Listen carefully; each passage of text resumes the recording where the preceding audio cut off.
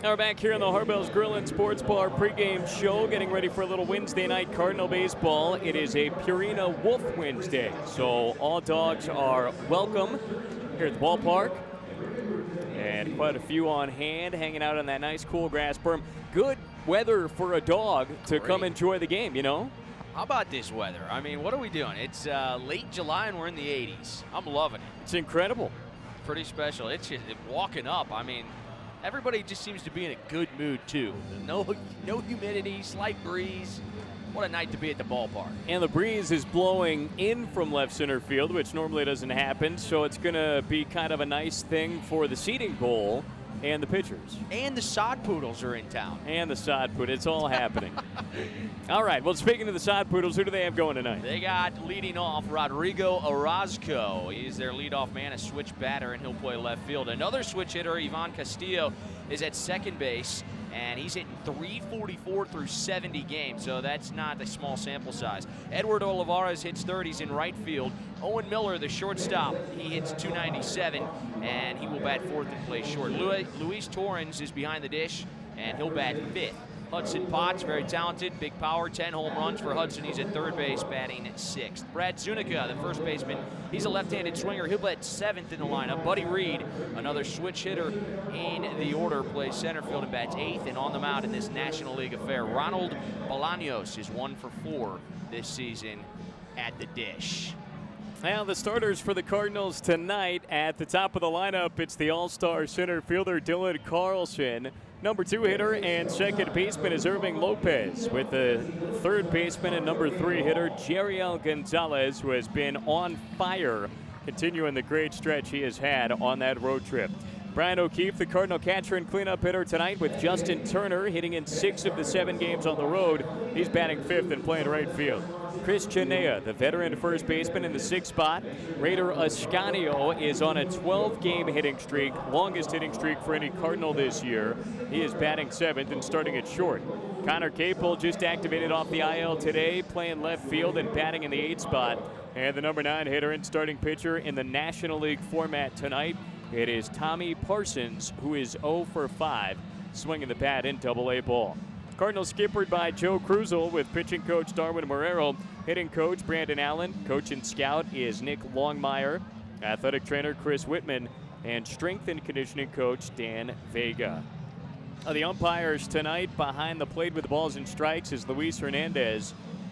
Jose Matamoros, the new crew chief of this 3-man crew. He is at third base, and Raul Moreno has joined this team of umpires up from high A ball. He is at first base. Now the Cardinals coming in at 17-14. They have been on fire really any way you look at it. 10-3 in their last 13 total ball games. 8-3 in their last 11 road games. They have been outstanding here at home. That really has been a constant. The Cardinals this year were the first team to win 30 games at home. And at home overall, they have now won each of their last 5 series here at Hammons Field, but they've won each of their last 4 series overall, and 3 of those series wins in the last 4 have come on the road. And that might be the most drastic turnaround. This team has played well in front of the home crowd all year long. That has, kind of been a constant. The road was a tough place to play, though. They won 8 games on the road in the first half. They just won 5 games on the road last week. So this club has really kind of fixed that challenge of playing in other ballparks and have taken off as a result of it. It was very odd. And, one thing that the players have mentioned is that the leading road trip, right, the first road trip, they go over. And they come back, and Joe Krusel kind of called the team together, and he goes, guys, if this happened in June, it wouldn't be that big of a deal. We just started slow out of the gates, and you know what? As we've seen time and time again in the Texas League, the way to win these things is to get hot right now, and that's exactly what the Cardinals are doing. They're finding themselves. They're becoming more of a consistent, just lack of transactions is a good thing, continuity-wise. And here they are, playing really good baseball in the second half with 17 victories. And, they're winning a lot of different kinds of games as well. Some are come from behind games. Some have some runs in the late innings. On Sunday, or rather Monday night, the final game of that road trip down in Corpus, Cardinals jumped in front with a couple of runs early on a 2-run double by Scott Hurst in the second inning and never looked back. They won that game 6-2, weathered a little storm by the Hooks. They pulled within a run. It became 3-2, but the Cardinals padded it out with a 3-run inning late in the ballgame in the 8th and cruised from there. And, you know, really the offense has been fairly steady this year, but pitching has been outstanding in the month of July. Starting pitching going deep into ball games. They have a 3.51 team ERA in the month of July. And the best thing that you can do to your bullpen is have good starting pitching. That sort of sets everybody up for a successful night. When that starter can get you into the 5th, 6th, 7th inning, takes a little bit of the pressure off the bullpen. Now guys can pitch maybe more in the roles that they're accustomed to and more designed for. And it just seems to get everything in sync. Name of the game is starting pitching. And the quality starts that have been derived from this unit right now is really what has kind of allowed this ball club to take flight. And it's a testament to Darwin Marrero and the hard work that they've put in putting together these game plans and the stability of Brian O'Keefe behind the plate. I mean, he has caught a lot of innings after Jose Godoy goes up to Memphis. I mean, right now, Brian O'Keefe is predominantly, you know, your everyday catcher. While he was getting basically some time off when Godoy was here, he has really chewed up work behind the plate, and he's done a great job. He calls a great game, and guys love throwing to him. And he's caught a couple of tough base runners, too. In Corpus Christi, Stephen Wren, one of the best base stealers in the Texas League over the last 2 years, and Brian caught him at third, so there have been some good spikes as well by O'Keefe. How's he still in Double-A, Stephen Wren? Well, he can run, but I can't. Yeah. There have been some other parts of the game that have been a challenge here in year 2. Fair. Now the Cardinals are kicking off this 7-game homestand tonight. A 6:30 start time coming right up. As the Cardinals take the field, we're going to close the Harbell's Grill and Sports Bar pregame show. We've got a little Wednesday night Cardinal baseball in downtown Springfield coming up next on the Missouri Department of Conservation Cardinals Broadcast Network. Good evening, everybody, and welcome to Cardinals baseball on the Jock 98.7 and SpringfieldCardinals.com. 6:30 start time coming up here momentarily as the Cardinals take on these Amarillo Son Poodles. Padres AA affiliate in the Texas League. It is game 1 of a 3-game series against the Poodles, part of a 7-day homestand here at Hammons Field. And the Cardinals happy to be back here in downtown Springfield after a long break in between home games, a 10-day period where there were no home games here. 7 games on the road, couple travel days, a long Texas trip. Cardinals went 5-2 down on that trip, and they come back home with a share of first place, tied for first in the second half standings with the Arkansas Travelers, and 1 game ahead of the Tulsa Drillers. Now the Cardinals with their right-hander Tommy Parsons getting a couple final warm-up tosses. Tommy has gone 3-2, 4.75 ERA. 23-year-old out of Columbus, Ohio, has tossed 7 starts in Double-A ball so far, 41 2/3 innings, 42 hits, 23 runs, 22 earned, only 5 walks in Double-A, offset by those 42 strikeouts that he's racked up. And he'll be taking on this tough Son Poodle lineup with Rodrigo Orozco, Ivan Castillo, and Edward Olivares. Really one of the toughest top 3 in the Texas League that you can find. Son Poodles managed by Philip Bowman. Always great to have Willie back here at Hammons Field. Former Springfield hitting coach, longtime skipper in minor league baseball, longtime Texas League manager as well.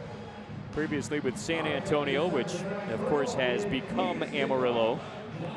Sticking with the affiliation with the Padres despite the city change down there. Now these two teams have battled it out this year. 5-5 against one another. Cardinals just took 2 out of 3 down in the Panhandle last week. Parsons ready to go. Rodrigo Orozco steps in on the left-handed side. Orozco batting .261, 2 home runs and 22 runs batted in. Game number 102 is off and running with a strike from Tommy Parsons. 6:33, our official Sunbelt Rentals first pitch time. 83 degrees and sunny skies here at Hammons Field as a foul ball knocked right back into the screen. Quickly 0-2 for Orozco. 61st game of the year for Rodrigo Orozco. 0-2. Up high from Parsons. 1 ball, 2 strikes.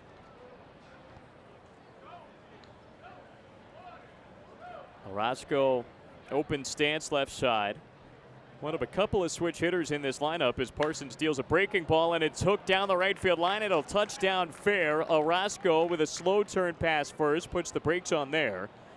And he stops at first base with a leadoff single as Justin Turner fires it back in. Not exactly crushed down the right field line, but placed well by Orozco.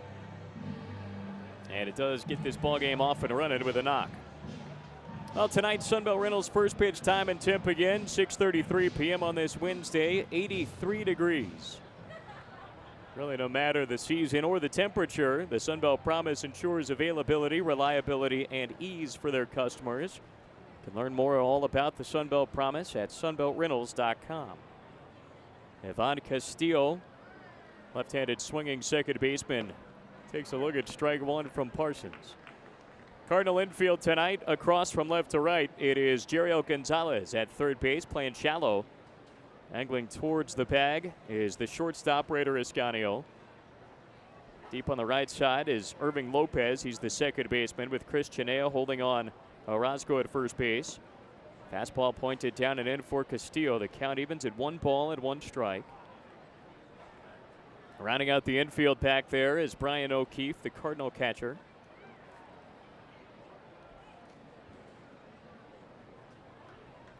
Parsons working from the far first base side of the rubber, and he sneaks strike 2 on the inside corner. Now Castillo is hitting .344 this year. That is the highest batting average in the Texas League.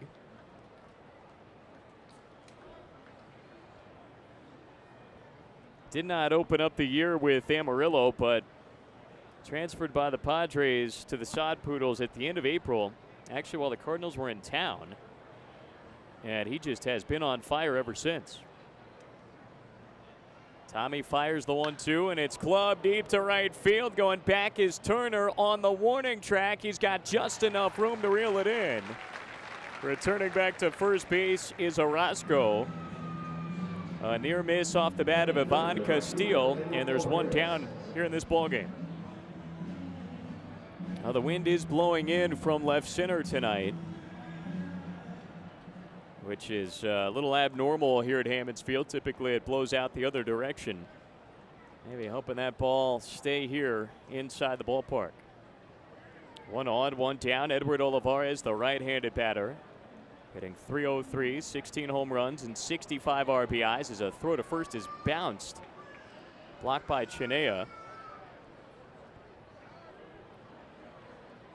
And he'll sit back up for the first one for Olivares.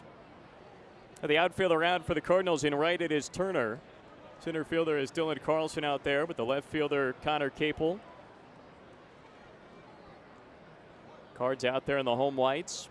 Springfield Birds on the bat, right on the chest. And the red caps.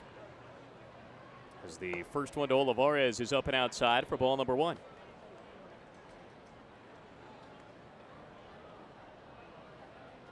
Tommy Parsons is from Columbus, Ohio. He played his college ball at Adrian College, a D3 school up in Michigan. And the 1-0 slides in there for a strike number 1. Olivares has really swung a good bat against the Cardinals this year, hitting .357 against Springfield pitching with 2 home runs and 11 of his runs batted in. All of that damage in just 10 ball games. 1-1 delivery just outside, missing with a fastball. So the count 2-1 for Edward Olivares, with a man at first base and 1 down. Orozco does have 12 steals on the year. He's been caught 7 times, so Chenea continues to hold him on over there. Throw in that direction, not in time. He dives back over. Opening inning here on this Wednesday night. Cardinals back in town for the next week. We've got home games every day through Tuesday the 30th. Closing out this month of July with Cardinal baseball in downtown Springfield. 2-1 count. Tommy Parsons out of the stretch. A changeup, and it's swung on and missed by Olivares, rather. 2-2 count for the right fielder. Edward Olivares really is up there with Dylan Carlson in terms of the most complete offensive players in the league. Olivares, in fact, snuck by Carlson in a couple of league-leading departments. Swing and a miss here. Parsons buries him with a fastball. First strikeout of the day for Tommy Parsons, and out number 2 here in this opening inning. That'll bring up Owen Miller, the tough shortstop, stepping in on the right-handed side for the first time. But Dylan and Olivares are tied, along with Gabriel Cancel and Ronnie Dawson, for the league lead in home runs. Carlson has led the league in runs pretty much all year. Olivares just snuck by him. It has a 1-run lead. He's scored 73. Carlson's behind him at 72. Fastball up and outside. Ball 1 for Miller. Those two totals also the most in Double-A, not just the Texas League. Carlson still paces the circuit with 42 extra base hits, but Olivares nabbed the league lead in total bases by 1. He's at 180. Carlson's at 179. Throw to first base, not in time. Diving back over Orozco. Now, Owen Miller, the right-handed batter, is hitting .297, 10 home runs, 50 runs batted in. This is game number 93 for him. Sod Poodles really have not had a ton of turnover on their roster this year. As a throw to first base, not in time. Sometimes you expect that just in the course of a normal Texas League season that you're going to have guys go up and go down, and you know your roster is going to change a whole bunch. But then especially, even more so when you win that first half like Amarillo did down south. As the fastball here is up and outside to Miller, ball 1. Sometimes that leads to even more circulation on your roster than you'd expect normally. But the Padres really have kept Amarillo's core group, for the most part, pretty much together this year. Miller's been a big part of that as he takes a fastball inside, and Parsons falls behind 3-0. Owen Miller leads all Texas Leaguers with 109 hits on the campaign.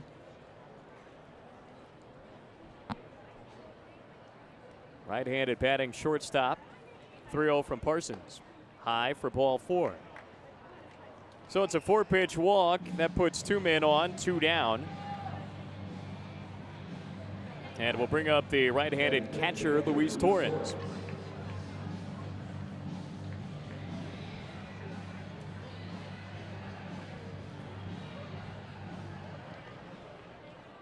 Torrens digging in for the first time today is batting .286, 9 home runs, 43 runs batted in.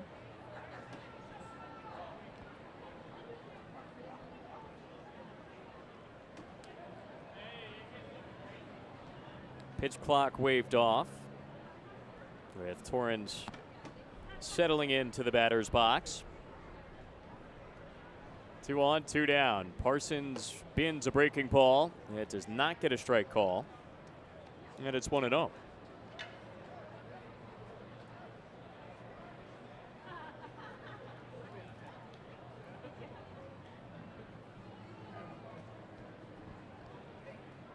Little pull side shading on the infield for the Cardinals, playing Torrens to pull it out of that right-handed batter's box. 1-0 pitch. That one didn't get the strike call either, and it's 2-0.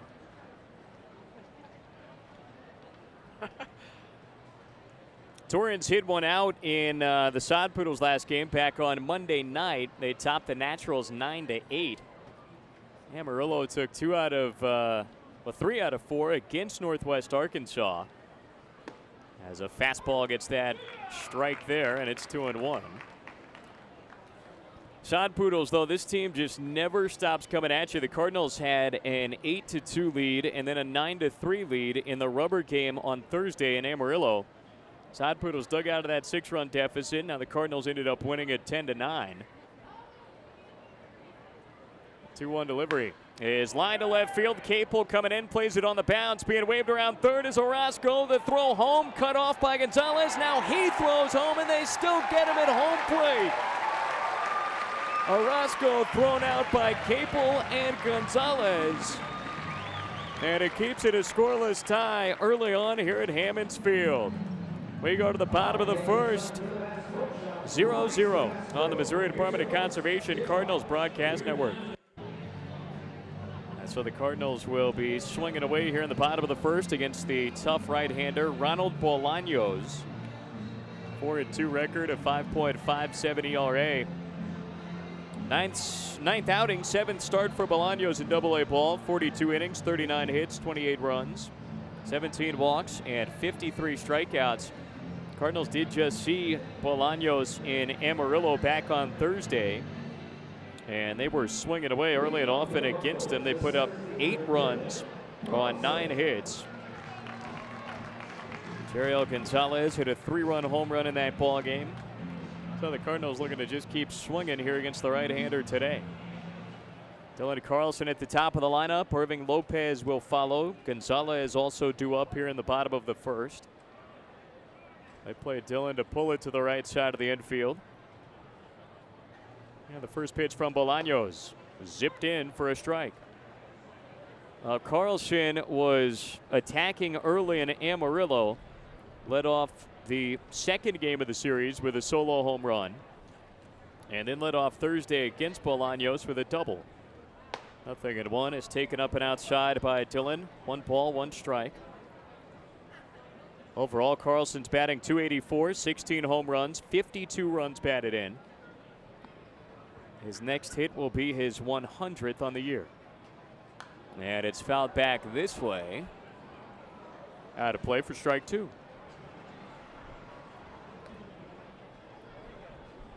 Sod Poodle right-hander Ronald Bolaños. He wears number 16 on his back. 6'3", 220 pounds. He's only 22 years old. Native of Santa Cruz del Norte in Cuba.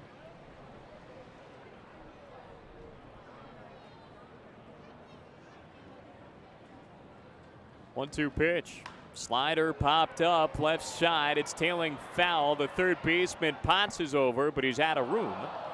It is back right by Fetch. I don't think Fetch brought his glove. He was diving out of the way, terrified, and somebody else had to make the play. Fan, though, had a glove, but it popped out of the mitt. Oh, caromed away. Well, there's Joe Cruzel came to the rescue. He tossed the carom back in there. Cardinal skipper down there coaching third. 1 ball, 2 strikes. Carlson back in, left-handed side. The pitch.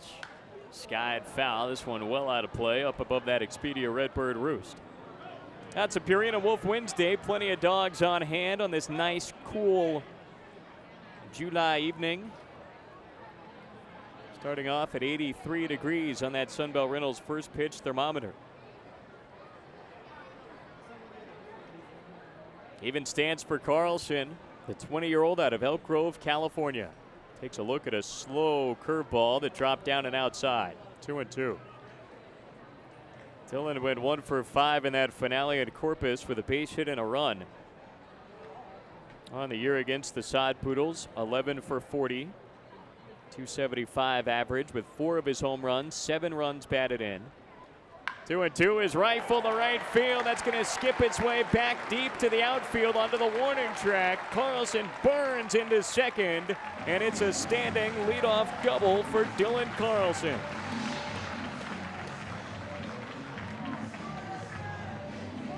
So double number 21 is hit number 100 on the year for Carlson. And he just continues to swing a good bat against the Sod Poodles. Really everybody. Yeah, right. Good piece of hitting there. I mean, good approach and just keeps that bat through the plane and knocks it into right. That was, I don't know how you keep a ball like that fair. It was down in on the inside corner. Here's Irving Lopez. First one to him is ripped towards the middle, cut off by the shading shortstop Miller. Carlson goes down to third. The throw goes to first base, and they retire Irving, but a productive ground out. Lopez a victim of that overshift that time. There's one on, one down, and Jeriel Gonzalez coming to bat. Gonzalez didn't slow down at all on that road trip. He wrapped it up with 3 more hits on Monday night in Corpus Christi. Has hit safely in 14 of his last 16 games with a .415 batting average over those 16 ball games. First one to him, the infield drawn in, a soft grounder to second. Carlson's got to stay, and Castillo throws over to first base. So Gonzalez sounded like his bat might have failed him there and broke. It's just a little dribbler to second base. It is second consecutive ground out. Brian O'Keefe is going to have to pick up a 2-out RBI. Good job by Bolaños. Yeah. And Gonzalez has not missed many opportunities to drive in runs. First one to Brian O'Keefe. Pins a little bit out of the strike zone for ball number 1. Son Poodles load up on the left side of the infield. Hudson Potts is their third baseman. The shortstop, Owen Miller. It's Castillo at second. He's playing short right now. First baseman is Brad Zuniga. Back there catching is Luis Torrens.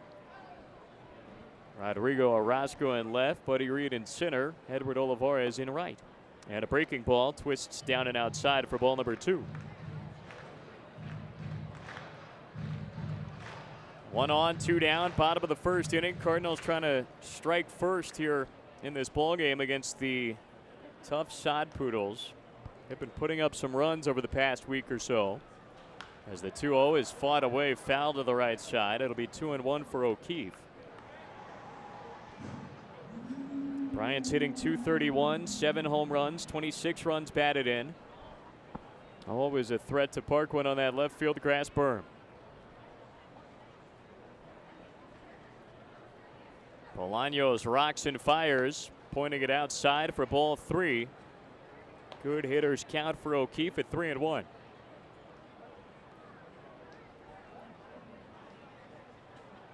the Son Poodles are sporting their baby blues tonight. Sadi's written across the chest. One of the approved nicknames. 3-1 is a bouncer to the right side. It's under the glove of Zuniga. Through to right field. It's a base hit for Brian O'Keefe. It scores Carlson. And it's 1-0 Cardinals on a 2-out RBI base hit. Well, I don't know if the sun had anything to do with it, but we've seen before that first base spot, the sun coming right over the third base line can be kind of tricky, and it almost looked like Zuniga had a tough time with it. But for O'Keefe, partner, that's now 17 2-out RBIs. Wow. 17 of his 27. Had a little spin on it, too. Looked like maybe it took a bounce Zuniga wasn't ready for. But that's what you get when you put the ball in play and when you put it against that overshift. As the first pitch to Justin Turner is up and outside for ball 1. So the RBI for O'Keefe, number 27, as Nate mentioned, it is 1-0 Cardinals. O'Keefe, the only man out there, held at first base by Zuniga. 1-0 for Turner. Up high with a heater by Bolaños. 2-0. Now Turner really had a good road trip as well. He hit in 6 of the 7 ball games down in Texas. 4 2-hit performances along the way. Pitch to him is a bouncer over the jumping Bolaños, backed up at short by Miller, and he slings it over to first base in time. 6-3 put out of Turner, and that'll close the bottom of the first inning. Cardinals, though, get on the board first. The leadoff double by Dylan Carlson and a 2-out RBI base hit for Brian O'Keefe. It's 1-0 Cardinals through 1 on the Missouri Department of Conservation Cardinals Broadcast Network. That's an early 1-0 lead for the Cardinals. We go to the top of the second inning here at Hammons Field on a gorgeous Wednesday night. 2-out RBI base hit by Brian O'Keefe, cashing in on the opportunity after the Carlson double. And really, you look at that first inning, Nate, a big turnaround. The Cardinals throwing out a man at the plate to end the top of the first with a 0 up there, and then they are able to come through in a 2-out opportunity. As Tommy Parsons starts off the second to Hudson Potts, and it's a foul ball down the third baseline. Yeah, I mean, Saudis looked like they were going to do some damage there in the first with runners on. Good relay by Gonzalez to get the runner at home. Orozco. Next one to Potts, spins on the inside edge. 0-2 for the right-handed batting third baseman, who just has had the Cardinals number. 12 out of 39 with 5 of his home runs. This pitch up and inside from Parsons. 1 ball, 2 strikes. Potts overall is batting .226 this year with 10 home runs and 42 runs batted in. Just 20 years old and one of the top prospects for the Padres. He slices this one foul back and right up against the sweet level. 1 ball and 2 strikes for Potts. When you look at just the home run numbers by the Sod Poodles, it's amazing that this team is not leading the league in home runs, as breaking ball does not get the outside edge. 2-2. Sod Poodles are in 4th in the Texas League. Corpus Christi has run away with the lead. They're up in the 123 range as this pitch down and in will force it full at 3-2 for Potts. But it kind of feels like, and I think you mentioned it before the game, it feels like anybody you pick in this lineup has like 10 or 11 home runs. 3-2, swing and a miss. Parsons gets him with a good off-speeder. Second strikeout for Tommy, and it opens up the second inning without number 1. And some of that, too, I would think is probably just a microcosm of how the game has shifted in some sense. I mean, you got 2 8th-place hitters in the lineup. You know, one for the Sod Poodles, and Buddy Reed's got 11 home runs. Connor Capel's got 8 for the Cardinals. I mean, you just didn't used to see that. You know, I think part of it, too, when it comes to the Sod Poodles, as Brad Zuniga, who has 12 home runs, digs in and fouls the first back out of play for a strike. They have kept a lot of this lineup for the length of the season. So while maybe they as a team haven't hit any more home runs than the top home run hitting teams, they're certainly among them. And this is clobbered to right field, right on cue. Zuniga parks it on top of the training facility for a solo home run. So this ball game is tied at 1 on a no-doubter by Brad Zuniga. Number 13 on the year for him. And right back even on that scoreboard. But, you know, you've got Sod Poodles that have played 90-some-odd games in this league, and so their individual totals are up there a little bit more than a lot of the teams that have had some turnover. Tulsa, for example.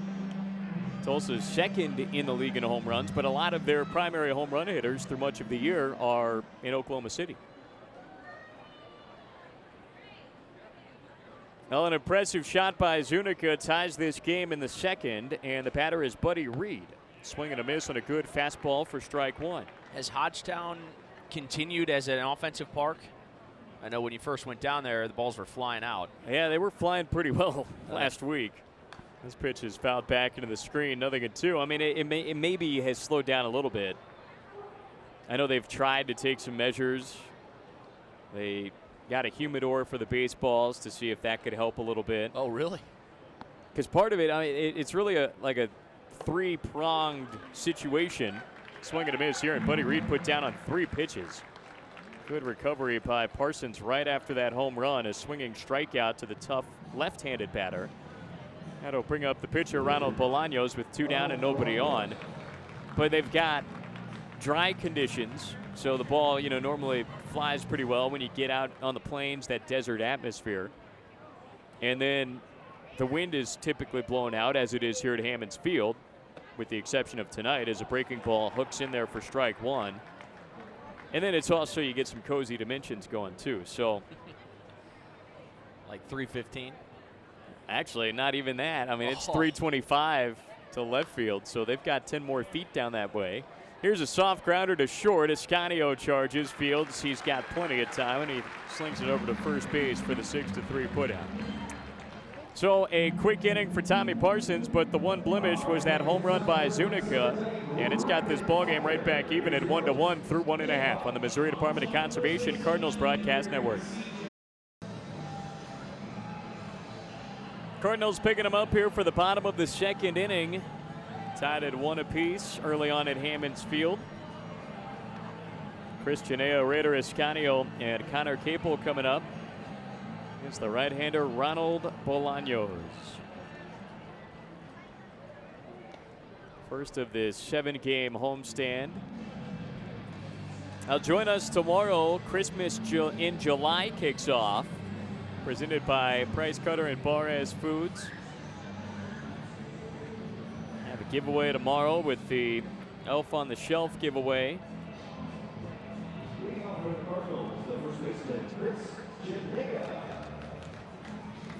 Clements Dollar Bratwurst night as well. Pre-game on-field happy hour.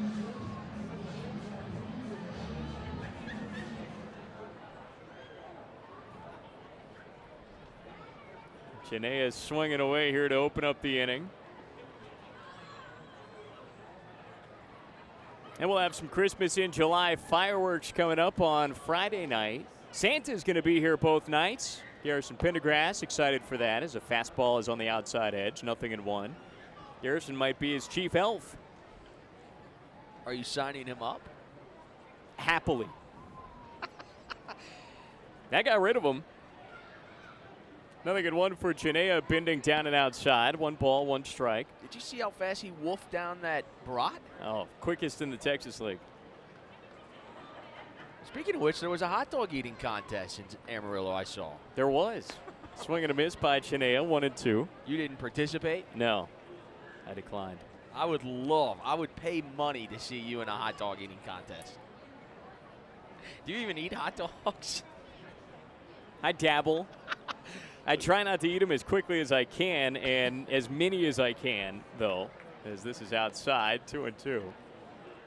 I like hot dogs. Okay. Just not really a competitive eating kind of guy. Not quite. No. But the Prince of the Panhandle, our good friend Sam Levitt did, and he was bested by his counterpart, their MC. This is fouled back into the right side of the screen. Nothing, rather 2-2 it'll stay.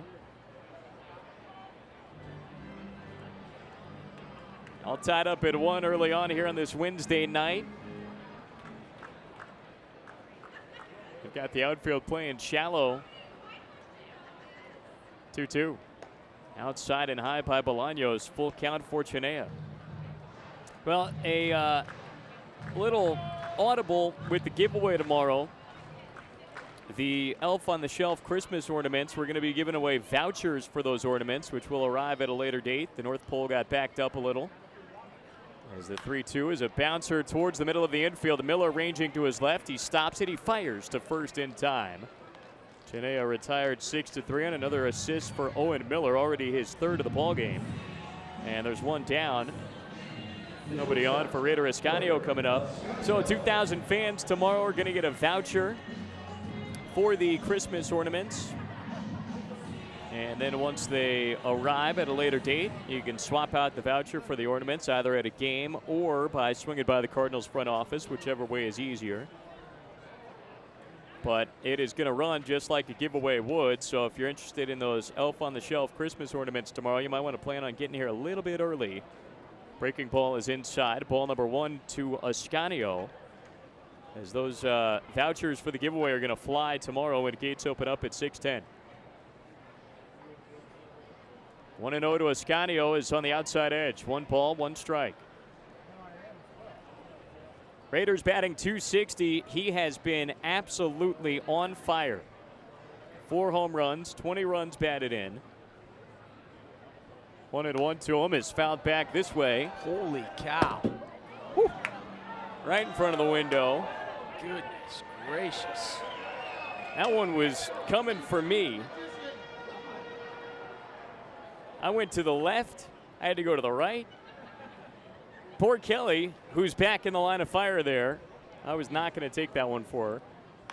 1-2 is sliced to the right side into the glove of Castillo with a nice grab. There are 2 down. Got my heart rate. What was I talking about? I have no idea. Oh my gosh, that was really close. That was the closest we've had in a while. Yeah, this year. Yeah, this year for sure. Okay, where did it get? Right below? I closed my eyes at the end. 2 down for Connor Capel. Connor set up, left-handed side. First one to him is rip foul right back into the screen. Strike one. Benjamin Kelly, the voice of the Northwest Arkansas Naturals. You know, they've been tracking a lot of the firsts in sod poodle history. He got the first foul ball into the radio booth in sod poodle history down at Hodgetown. Did not make the play. Oh, he did? No. Breaking ball outside, 1-1, which I was proud of. He's a disciple in some ways. Years ago, he might have tried.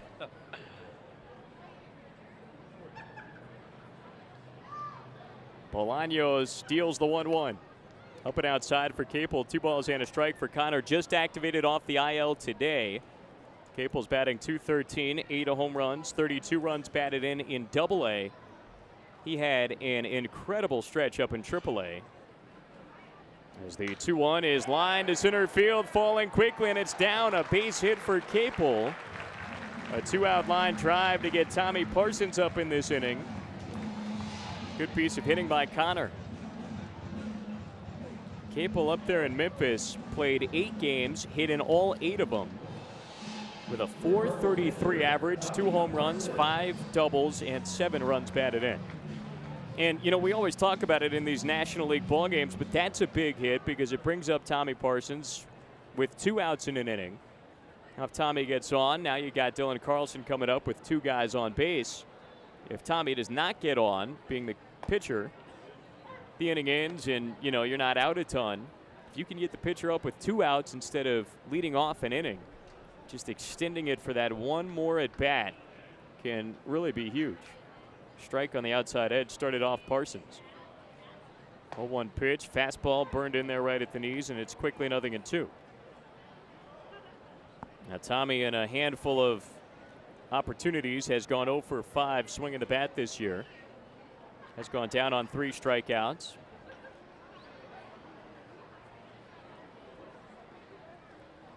Capel at first base.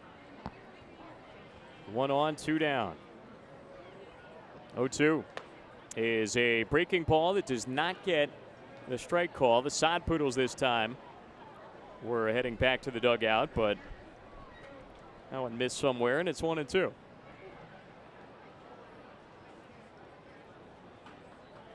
Outfield very shallow against the Cardinal pitcher, who's late on a fastball, and Bolaños gets that K 1 pitch later.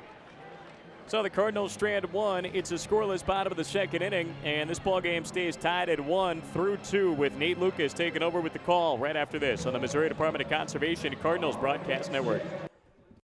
1-1 game, top of the 3rd inning. Alongside Andrew Buckbinder, I'm Nate Lucas.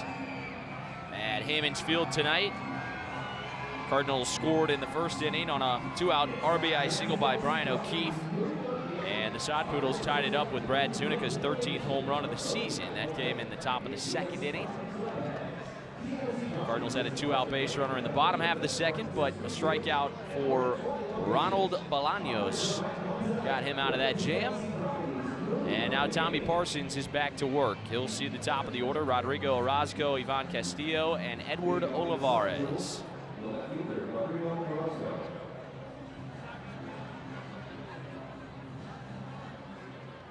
Sod Poodles in game number 100 tonight. Cardinals playing game number 102.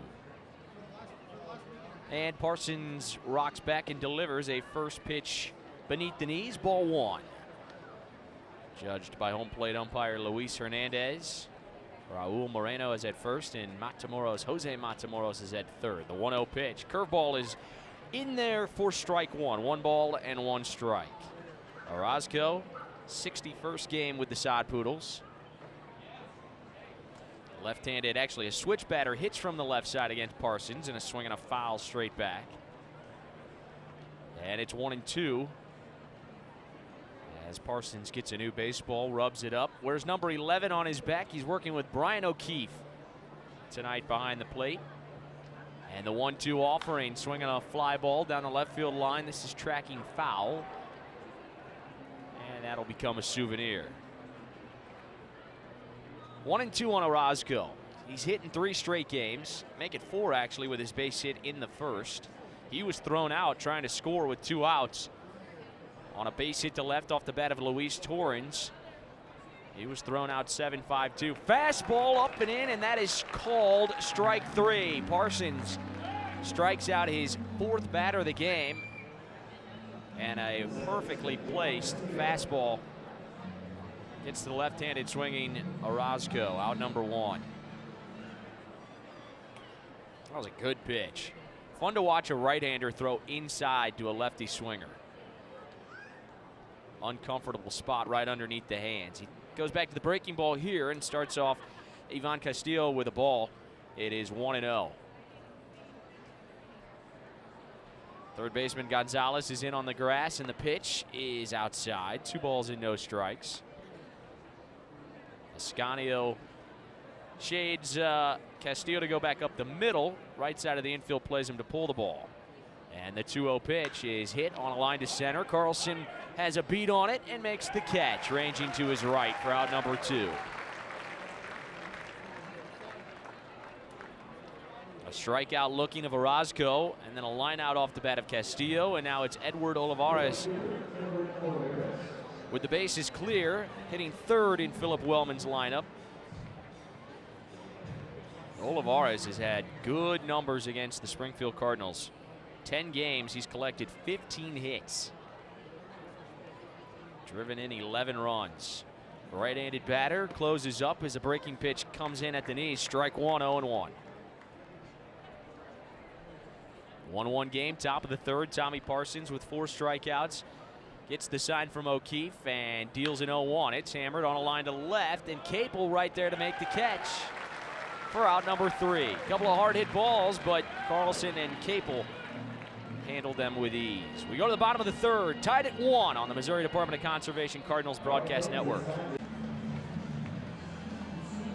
This ball game rolls into the bottom of the 3rd inning. I'll give you a Fabic Cat St. Louis Cardinals score update, and it is a wild one in Pittsburgh, where the Cardinals have already won the first 2 games after taking 3 out of 4 from Cincinnati. They went down early in the game to the Pirates, who scored 2 in the first, but they have come back with 9 runs, and they lead 9-4. That game is in the top of the 3rd inning. Adam Wainwright going for the Cardinals as they look to take the first 3 of that 4-game set. They'll wrap it up with a day game tomorrow. Here's a pitch inside to Dylan Carlson, and that's how we start the bottom of the 3rd inning. But the long ball has been the offensive choice here. Andrew Kisner hitting his first major league home run, swinging a foul. Carlson all over that pitch. Paul Goldschmidt homering again. That's his 3rd straight game with a home run. DeYoung an RBI double. Munoz an RBI double. Fowler an RBI double. And, well, Cardinals are doing some damage. The 0-2 to Carlson is break. 1-1 stays up. 2 balls and 1 strike. By the way, Goldschmidt yesterday became the first right-handed hitter ever at PNC Park to hit it into the Allegheny River.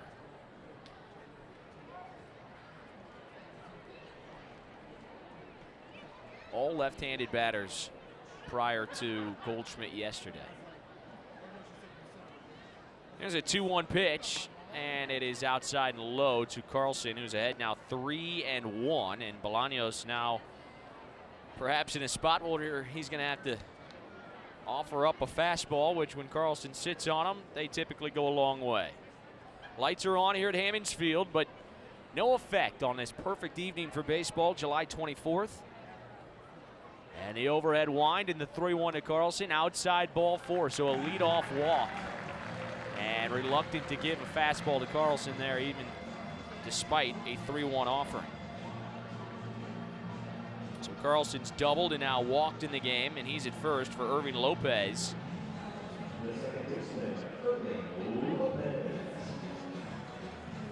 Who started the year with the Cardinals and then spent a significant portion with the Memphis Redbirds before coming back down. He and Ramon Urias have traded spots over the last couple of weeks. And the pitch to Irving Lopez is a called strike. Lopez in his 63rd game at Double-A, hitting .269 with 8 home runs and 26 runs batted in. He's 0 for 1. He grounded to short. Overshift on against Lopez and the pitch, and Irving takes outside. 1 ball and 1 strike. Second baseman, though, Castillo, is on the dirt, as is Miller. First baseman Zuniga holds the runner on, and giving up the third base line is Hudson Potts, as the lone Son Poodles defender on the left side for Amarillo. The pitch to Lopez as a strike. 1-2.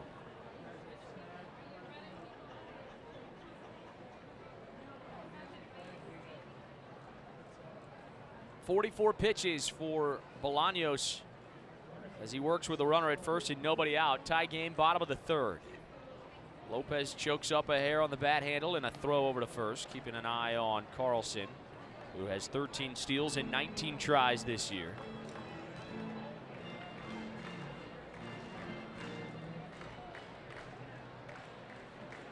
Lopez waves the bat back at the right-hander. Bolaños, and the 1-2. Little dribbler foul with 2 strikes. The third baseman Potts no longer worried about Lopez dropping down a bunt, so he goes farther off into the shortstop position. Outfield is shallow for Lopez.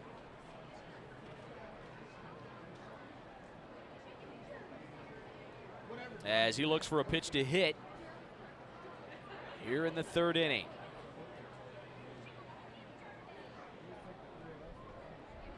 Long stare in. Bolaños comes ready, and the right-hander's 1-2 pitch on the ground to first. Zuniga steps on the bag, throws to second base. Tag applied, and Carlson thrown out. So 3 unassisted, and then 3-6 on the fielder's choice.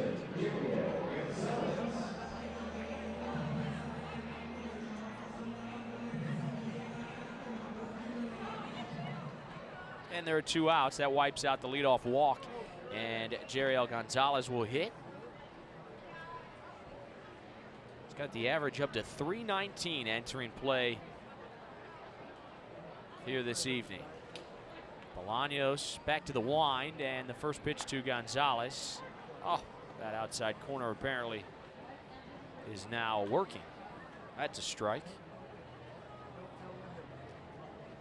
Gonzalez is deep in the box. And the 0-1 pitch. Swinging a foul, lifted over the screen behind home. And it's 0-2. Nice crowd on hand for this Wednesday evening. Field box seats down the left field line are packed. As an 0-2 offering from Bolaños to Gonzalez, and he's out in front, dribbles it foul.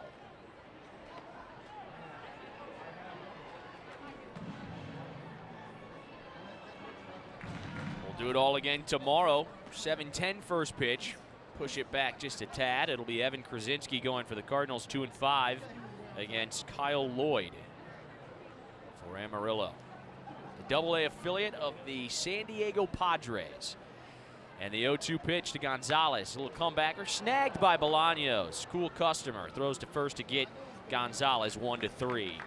Leadoff walk wiped out, and he faces the minimum here in the bottom of the third. We go to the fourth, tied at 1 on the Missouri Department of Conservation Cardinals Broadcast Network. Top of the fourth inning, 1-1 game. Both teams with 3 hits. Parsons and Bolaños in a good duel.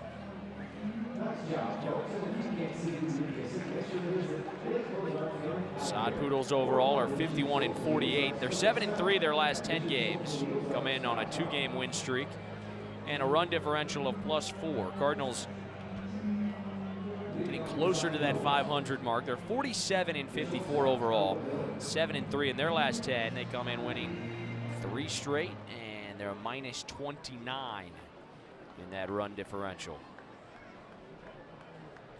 Tommy Parsons stands 6'4", And he rocks back and delivers the first pitch to Owen Miller. Ground ball up the middle, fielded by Ascanio. Throws to first and gets his counterpart, 6-3. And Miller now 0 for 1. He drew a walk back in the first inning, a 2-out walk, extended the inning to Torrens.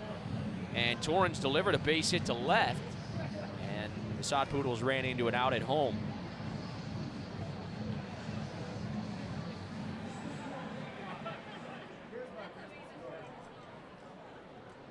Luis Torrens hitting .286, 9 home runs, 43 runs batted in, and the catcher takes just high for a ball.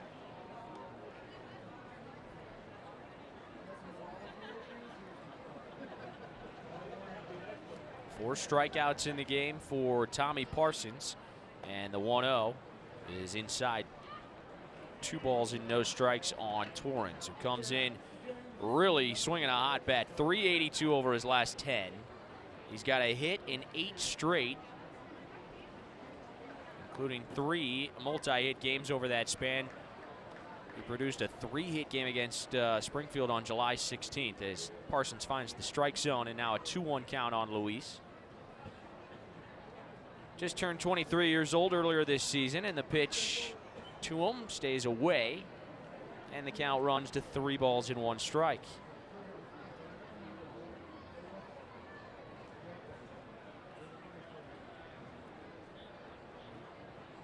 The 3-1, swinging a foul back up here.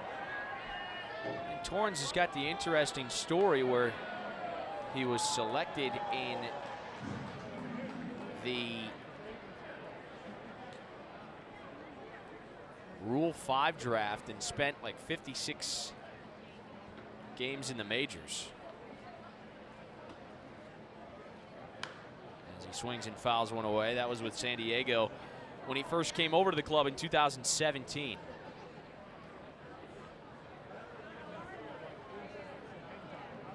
Young catcher that the Padres are high on. And they like his bat. 3-2 pitch, strike 3 called. Breaking ball for Parsons, his 5th of the game. And there are 2 outs here in the top of the 4th.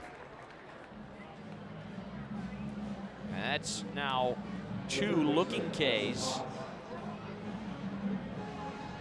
And he has struck out a batter in every inning so far tonight. 2 away, bases clear, and Hudson Potts to the dish. And the first pitch headed home. The breaking ball stays outside. 1-0 on Potts, who is the 9th rated prospect according to MLB.com in the pipeline. 10 home runs for Potts, and he takes a strike. 1-1 on the Son Poodles' third baseman.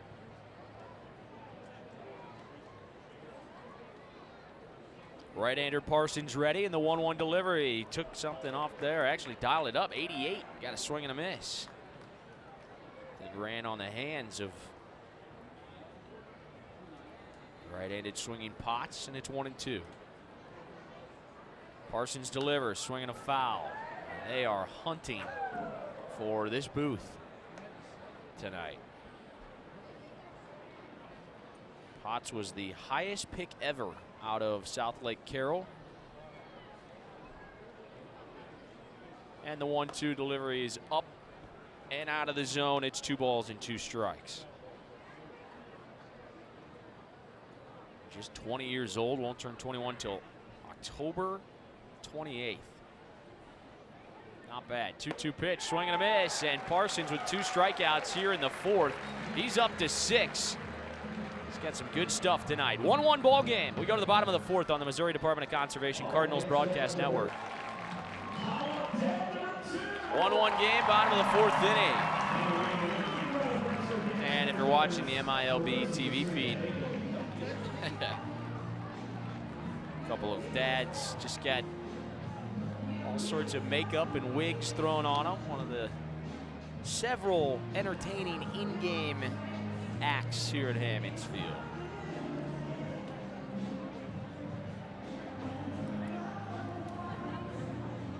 Brian O'Keefe will lead off, then Justin Turner and Chris Chinea. O'Keefe produced the RBI single in the 1st inning. with 2 outs. And he strolls to the plate, looking to do some damage against Ronald Bolaños. And the first pitch headed home, and it is a strike on the outside corner. Tommy Parsons, by the way, has retired 8 in a row since he allowed the home run to Brad Zunica in the second, which tied the ball game up. Brian O'Keefe takes high. Evens the count up, 1 ball and 1 strike. High blue socks for Bolaños, one of several players, including all 3 outfielders with the high socks on. The 1-1 pitch is somewhere not in the zone. Bolaños stares in, wanted that call, but didn't get it, and it's 2-1. That actually looked like it was a better pitch than the ball that was judged a strike, as this runs inside against the right-handed swinging O'Keefe. 3 balls and 1 strike. And Luis Torrens and home plate umpire Luis Hernandez share a brief conversation through their masks. 3-1 on O'Keefe. The pitch low and away, and for the second straight inning, the Cardinals have their leadoff man on via walk, and they'll try to capitalize on it. Unable to in the bottom of the 3rd inning. Justin Turner, who is turning a corner.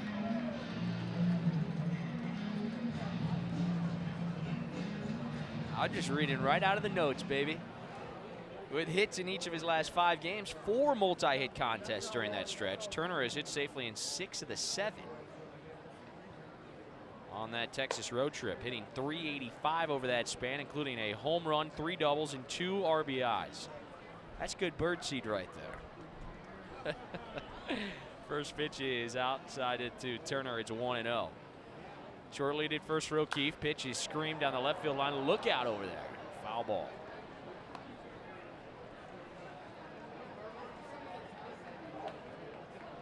All appeared to be just fine, and that baseball wound up in the hands of somebody over there in that packed field box section.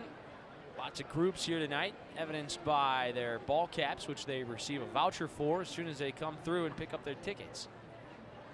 And you've got a group of 20 or more. Swing and a miss by Turner. He got a fastball, 95 miles an hour, and Bolaños got it by the swing. The entire infield is in shade. Remaining sunshine in center field and also slices in right. The 1-2 delivery to Turner, swing, and he got a piece of it to stay alive. That may have caught Torrens, who takes his mask off and tries to pry some dirt that made its way through the eye slit. It's a pretty thankless position. Catcher over the course of the season just gets beat up. Turner rests the bat on his left shoulder, and Bolaños comes ready at the belt, and the pitch to Turner is a curve that's low. 2 balls and 2 strikes.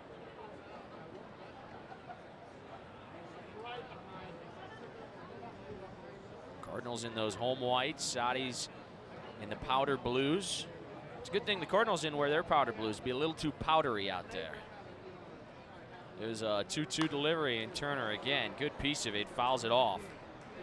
Sharp contact foul over the left side.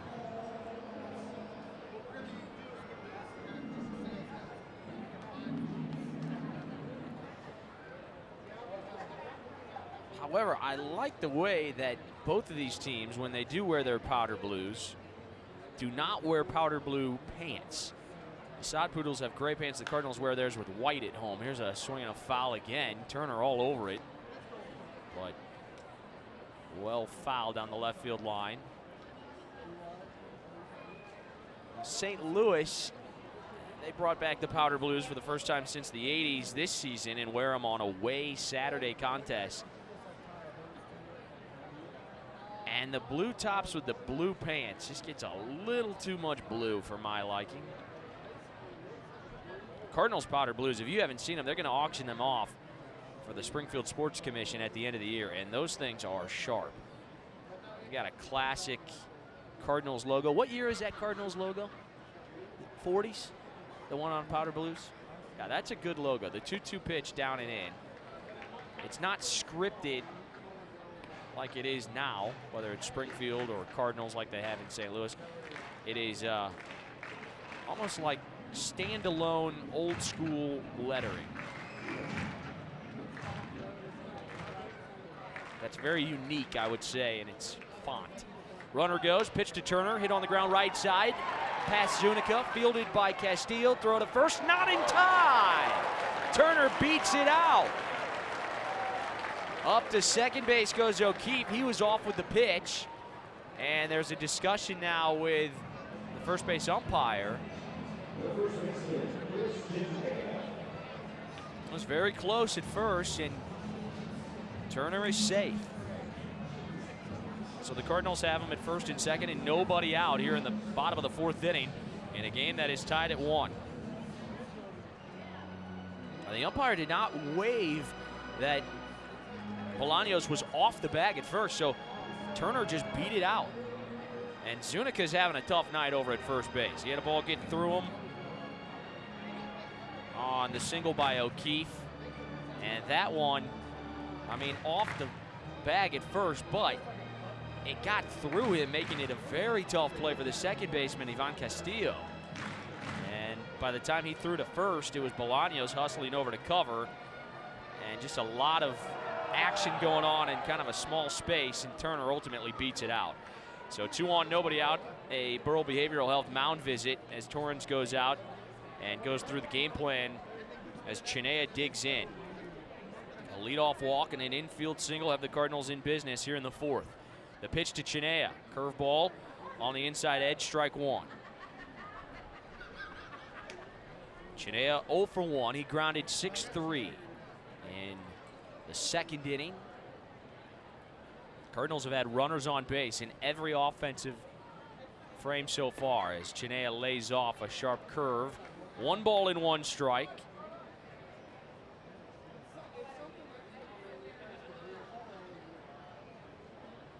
Infield straight up. Miller and Castillo look for the double play. Center fielder Buddy Reed is shallow for Chinea. The pitch. Ooh, high and tight, gets away from the catcher and all the way to the backstop, and that'll advance runners to second and third. O'Keefe trots to third, and up to second base goes Turner.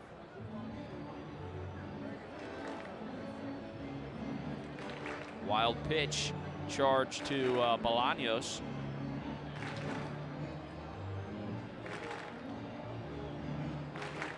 And a 2-1 count on Chinea. I wonder if Bolaños would rather just walk Chinea to get to Ascanio. That way you could have a force out, but it doesn't appear that's going to be the case.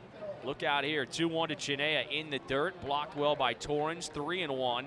And at this point, what is the point of even throwing a pitch to Chinea?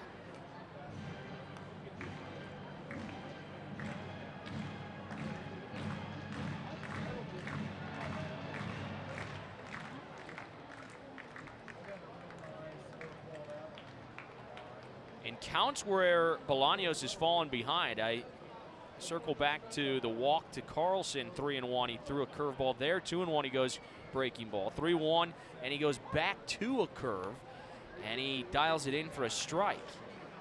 So the Cardinals kind of sitting, looking for the fastball, and Bolaños has been reluctant to play right into their hands. Second and third.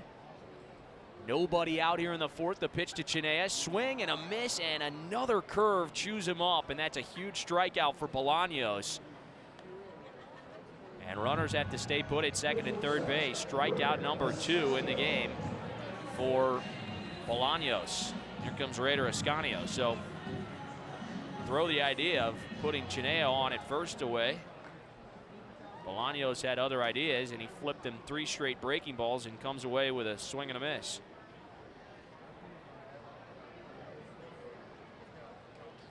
So Ascanio with first base open. A leadoff walk, an infield single, a strikeout. And Ascanio looking for some damage as he takes high, ball 1. That fastball at 93, but way out of the zone. Cardinals have added to their lead in Pittsburgh. Paul DeYoung, a 2-run shot. And Paul DeYoung is on absolute fire right now. Here's a 1-0 pitch to Ascanio, and a fastball burned in there. 98. That thing popped the mitt with some heat coming through. 1 ball and 1 strike. Fans who saw Paul DeYoung here in Springfield, well, he started hitting the ball to right center field. Look out. That meant big weeks ahead. Swing and a miss. Ascanio chased a fastball out of the zone, and that one hits double zeros on the in-stadium radar gun. 100. And it was out of the zone, but again, gets a Cardinals hitter to chase a pitch. And it plays into his favor now. 1-2 on Ascanio. Cardinals had second and third, nobody out. Trying to put a ball in play against this flamethrower, Ronald Bolaños. He's ready from the stretch. The 1-2, he lets it fly, and it's high, 97 miles an hour. 2 balls, 2 strikes. Potts is even with the bag at third. O'Keefe strolls away from third base. Out at second is Justin Turner. Neither middle infielder even really attempting to keep him close with a runner in front of him. Bolaños kicks the 2-2 on the ground, left side, base hit. O'Keefe will score. They're waving home Turner. Throw to the plate is cut off, and it's a 2-run single. Now the ball goes down the right field line. Ascanio's going to turn on the Jets and find third base, and it'll be a 2-run single with a 2-base throwing error. And it's 3-1 Cardinals here in the bottom of the 4th inning. Raider Ascanio continues to swing a hot bat here at home.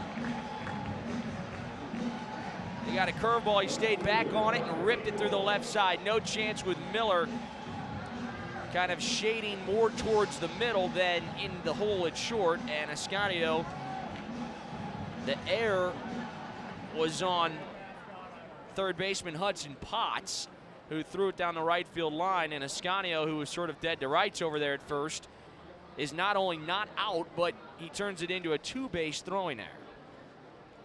And Connor Capel with the infield in now, looking to extend the Cardinals' 3-1 lead. The pitch to Capel. Big swing and a miss on a sharp breaking ball. Pitch was nasty, some late hard movement, and I'm not even sure how Luis Torrens caught that thing.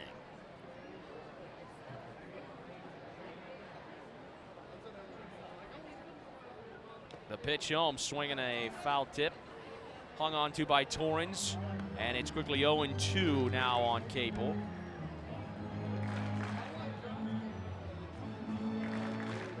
Ascanio up to 22 RBIs.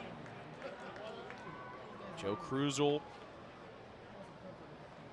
with the aggressive send there for Turner, and it turns out well for the Cards. The pitch to Capel, slugged up the middle, base hit. In from third is Ascanio. RBI single, Capel. It's 4-1.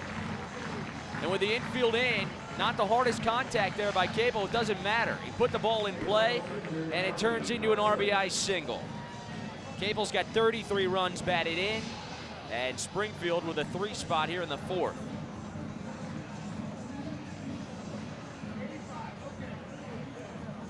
And we've got a Burrell Behavioral Health mound visit. Whenever you need to chat, Burrell Behavioral Health is there for you with quality care from experts you trust. Visit burrellcenter.com today.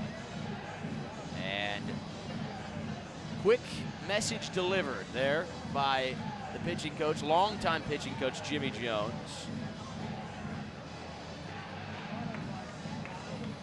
And he'll make his way back to the third base side dugout.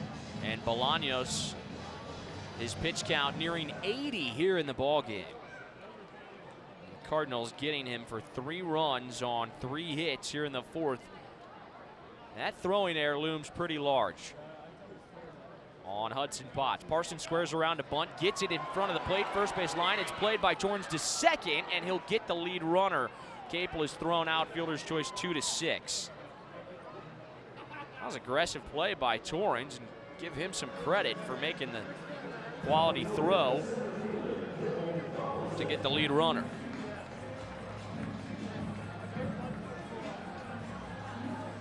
So Parsons reaches first base. There are 2 outs, and Carlson hits for the 3rd time already tonight. He's reached twice. A double he scored in the 1st, and a leadoff walk in the 3rd inning. We're only in the 4th. He holds it down on the knob, and the pitch to him is a breaking ball called strike 1. It has been a steady diet of breaking pitches to Carlson.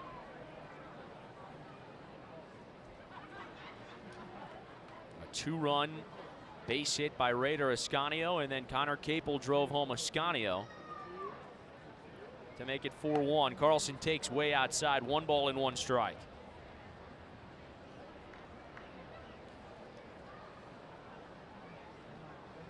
Cardinals capitalizing here in the bottom of the 4th inning. Leading first place team of the South as Carlson takes a strike called on the inside corner. And it's 1-2.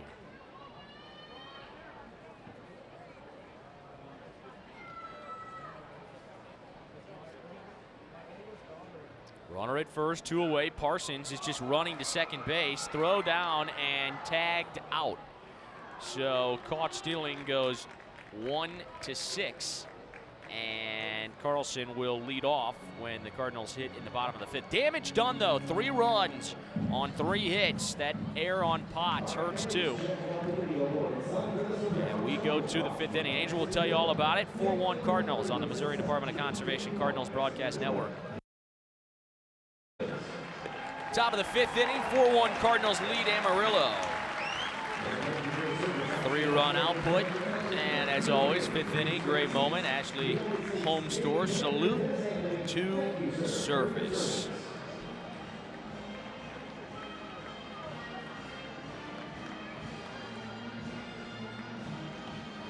One run on 3 hits, 1 error for the Son Poodles, and it was costly on Hudson Potts. Throwing error that gave Ascanio 3rd base. And then moments later, Connor Capel delivered an RBI single with the infield in, put it in play, and found a hole right up the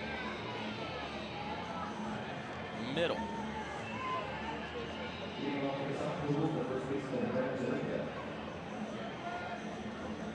Zuniga will lead off, then Buddy Reed and Ronald Bolaños.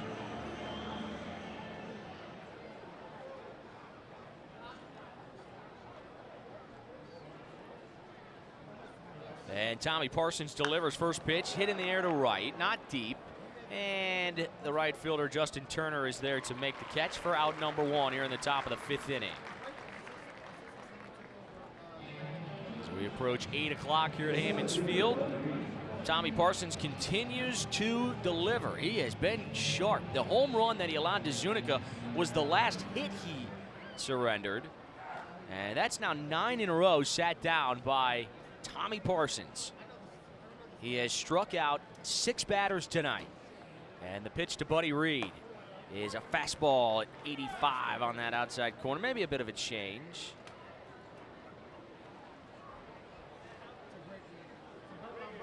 And the 0-1 pitch is ripped down the right field line. Turner long run, hustling over, won't get to it. It's going to one-hop off the fence. Turner picks it up and throws a dart back to the cutoff man Lopez, and it's a stand-up double for Buddy Reed. And Reed, that's got to feel good because he really has not done much against the Springfield Cardinals this year. That's just his 3rd hit in 24 tries. But he's in scoring position. And it looks like the Son Poodles are going to go to their bench, and Kyle Overstreet will hit for Ronald Bolaños as the night will come to an end for Bolaños. And he's on the wrong end of a 4-1 Cardinals lead. Son Poodles have some action in their right field bullpen, and that is Kazuhisa Makita. Overstreet bats with a runner at second and 1 away. And Parsons, ready from the stretch, delivers a first pitch curve that drops in at the knees. It's 0-1.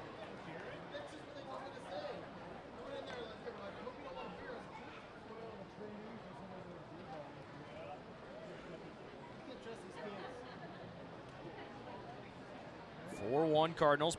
Parsons checks the runner, goes back to the curve, and 69 miles an hour. That's remarkable. Strike two, it's 0-2.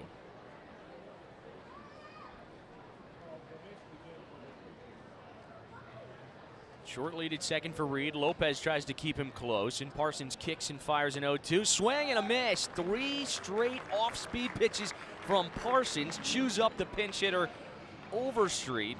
And there are 2 outs here in the 6th. That is strikeout number 7 for Tommy Parsons. Always great to have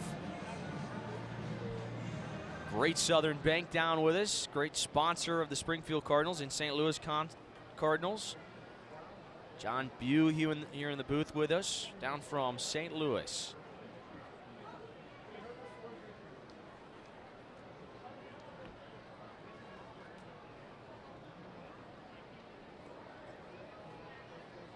And here is Rodrigo Orozco with a runner at second base. 2 away. The pitch is a curve down and in. Both pitchers have really relied a lot on those breaking pitches.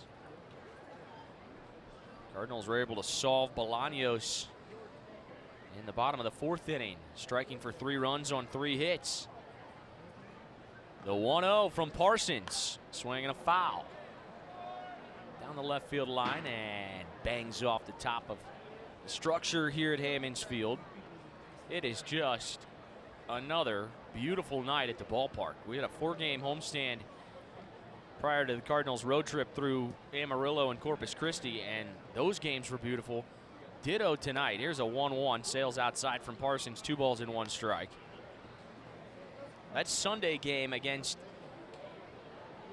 the Travelers on July 14th was about as nice of an evening as I can recall, and tonight is challenging it. Got underway just after 6:30, and it's perfect here. Here's a little pop-up just off the infield, and it is Irving Lopez who will make the 2-handed grab. Sod Poodles got a double by Buddy Reed, but Parsons comes back and strikes out the pinch hitter Overstreet, and then induces a little weak fly to Lopez at second. 4-1, Cardinals lead. We go to the bottom of the 5th on the Missouri Department of Conservation Cardinals Broadcast Network.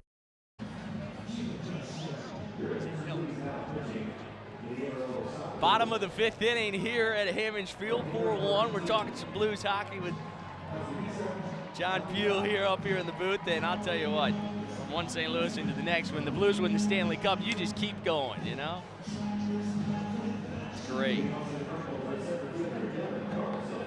4-1, Cardinals leading the Sod Poodles. Do you want your inning back? No, go for sure? it, man. It's all right. Vast improvement. You're entertaining, and I'm just talking away over here. There's a bunt try by Carlson, foul. It really is unique. I mean, you know, there are several members of the Cardinals front office that are from St. Louis, TJ Patton being one, who's up here with us now. And you get talking about that hockey run that the Blues were on, and that can carry you right through an entire inning. Here's an 0-1 pitch inside to Carlson, 1-1. Got us through a pitching change, too. How about that? Kazuhisa Makita has taken over. See, amazing. You entertain and you pay attention. Well, that's not totally true.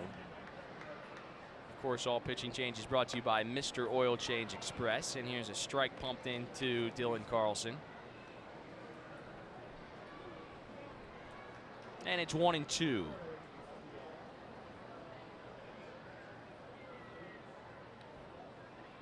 And the next from Makita is just outside. 4-1 Cardinals here in the bottom of the 5th inning. Give you the final line on starter tonight for the Sod Poodles, Ronald Bolaños, in a moment. The 2-2 pitch is ripped foul. Carlson's got a double in this game. He's also walked. He was at the plate in the bottom of the 4th inning when Parsons took off for second but was thrown out trying to steal. Pitcher stepped off. Bolaños got him.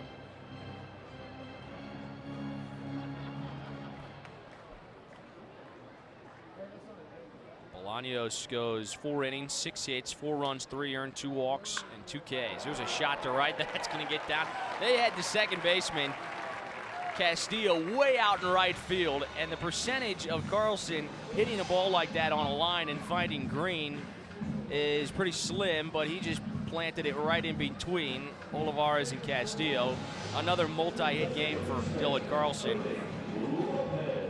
to no one's surprise. And you were kind of going over Olivares and Carlson, and I would guess between the two, one of them is going to take home some hardware, especially if they stick it out at this level. Texas League Player of the Year in play. Here is Irving Lopez, and it's high for a ball, 1-0. Yeah, I mean, when you look at it, you've got Ivan Castillo, who's really on pace, barring something just massive turning around. He's on pace for the league batting title this year. 30-point lead over Gavin Lux, who's not in the league anymore. Here's a pop fly into left. Orozco will trot in and make the catch. And back to first goes Carlson. 1 out. You know, Gabriel Cancel's had a nice year with the Naturals, but he's not quite across the board like Carlson and Olivares. When you look at the league leaders across the board, those guys are in every category. I mean, on base percentage, doubles, hits, OPS, slugging, batting average, whichever way you want to slice it. They've really been two of the most complete players in the league this year, and it might come down to if both of them keep up the production at this level. It might come down to if one of them gets promoted to AAA. But it should be one of the two of them to win that award by the end of the year on this pace. This is outside for a ball to Jeriel Gonzalez. You know, I think we've had this discussion on air, but my rationale in these votes, I don't care how long the player is at the level. I think the player of the year should go to the guy who's the best player. Like in 2015, I voted for Carlos Correa, and he was only with the Hooks for, maybe 2 months. Yeah. But I saw him as the best player that I'd seen in the league, so I had to give him the award. Well, George Springer won it that way. In 2013, he played maybe 70 games, but I don't think he was there for a full half season. Now, he hit 20 home runs. He was there long enough for that. And I think he might have played in the All-Star game that year. But it was very close to half a year, and he won the Player of the Year. I mean, I even would think about throwing in a Gavin Lux into that conversation, even though he's now up with Oklahoma City. Here's a 2-0, and this is hammered down the right field line. Look out. Ooh, goodness. Now, we can't give it to a driller. No. Can't give it to somebody in Tulsa. I'm giving it to Carlson. Come on now. No, but you're right. I mean, Lux, I think the only difference when it comes to the longevity of the season is how long you produce at a certain level. If Gavin Lux in his time in the league, who, is up in AAA, and he's not coming back, he's hitting 500 up there. I saw that, 500. If what he had done in the Texas League were head and shoulders above everybody else, then I think you got a case. But really, I would put what Carlson and Olivares have done over Lux anyway. So then you couple that with the fact that Gavin's got half a year in the league, and, he'll probably be out of the running, I would think. It might, he might get some votes, but I think enough people will vote as probably you're alluding to. I'm just, I'm a stickler for things. Sometimes I got to put my foot in the sand and go with the best player that I saw, which I still think if, today, if you held me to a vote, I would say Carlson. Here's a strike to Lopez, 2-2 now. But I admit, my votes are very biased. Nothing wrong with that. No. There's another check on Carlson. He was leaning a bit on that previous pickoff attempt. 3 infielders on the right side for the Sod Poodles. Lone guy is Potts on the left side of the infield against Gonzalez. Jeriel 0 for 2. Ground out to second, ground out back to the pitcher. 1 away. 4-1 Cardinals here in the 5th. The pitch home, swinging a pop-up behind home. This one is going to land right on top of us. You notice I only go after the ones that there's no chance they're coming back here. I was terrified on Escanio's. That's the right angle, though, for me. I like the ones, they got to go up a little bit. Thing's going to come down, have a nice little, going to take some of the heat off it. The other thing is, then if you miss, you have margin for error. It just goes below you. It doesn't nail you in the chest. The runner starts and is swinging a foul back. See, my big thing is whatever I have to do to not wind up on YouTube. And if I go for a catch on one of those screaming back at me, first of all, these hands are not going to last or make the play, and then it's going to hit me behind my bad hands. Whereas on the pop-up, you reach out the window. Yeah, maybe everybody goes, oh.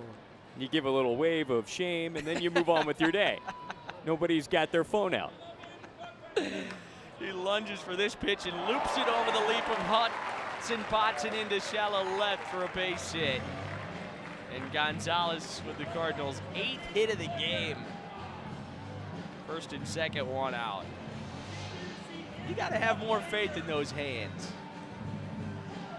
So we're getting heckled by Jay Foch now. 2 doors down. There's always somebody in every crowd.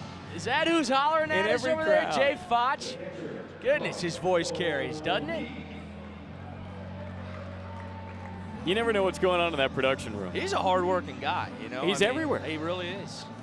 Maybe this is going to go out on a limb here. He might have the quickest feet in the Texas League. Foch? Yeah. Give me an example. Well, he was just down on the dugout. Oh, that's now he's in the production room. I mean, Ken Shelton's got the best calves in the Texas League, but Foch maybe has the best feet. Foch in the production room, there's a sign out there that says strictly only for working purposes. Looked like he was having a little fun in there. You might need to be careful. Well, fun is their job. That's true. Pitch stays up, 1-1 on O'Keefe. 2 on, 1 out. And the pitch from Makita is outside. 2 balls and 1 strike.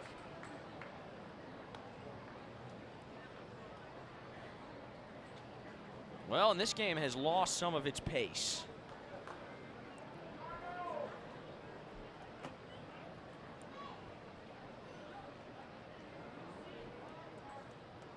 Carlson led off with a base hit.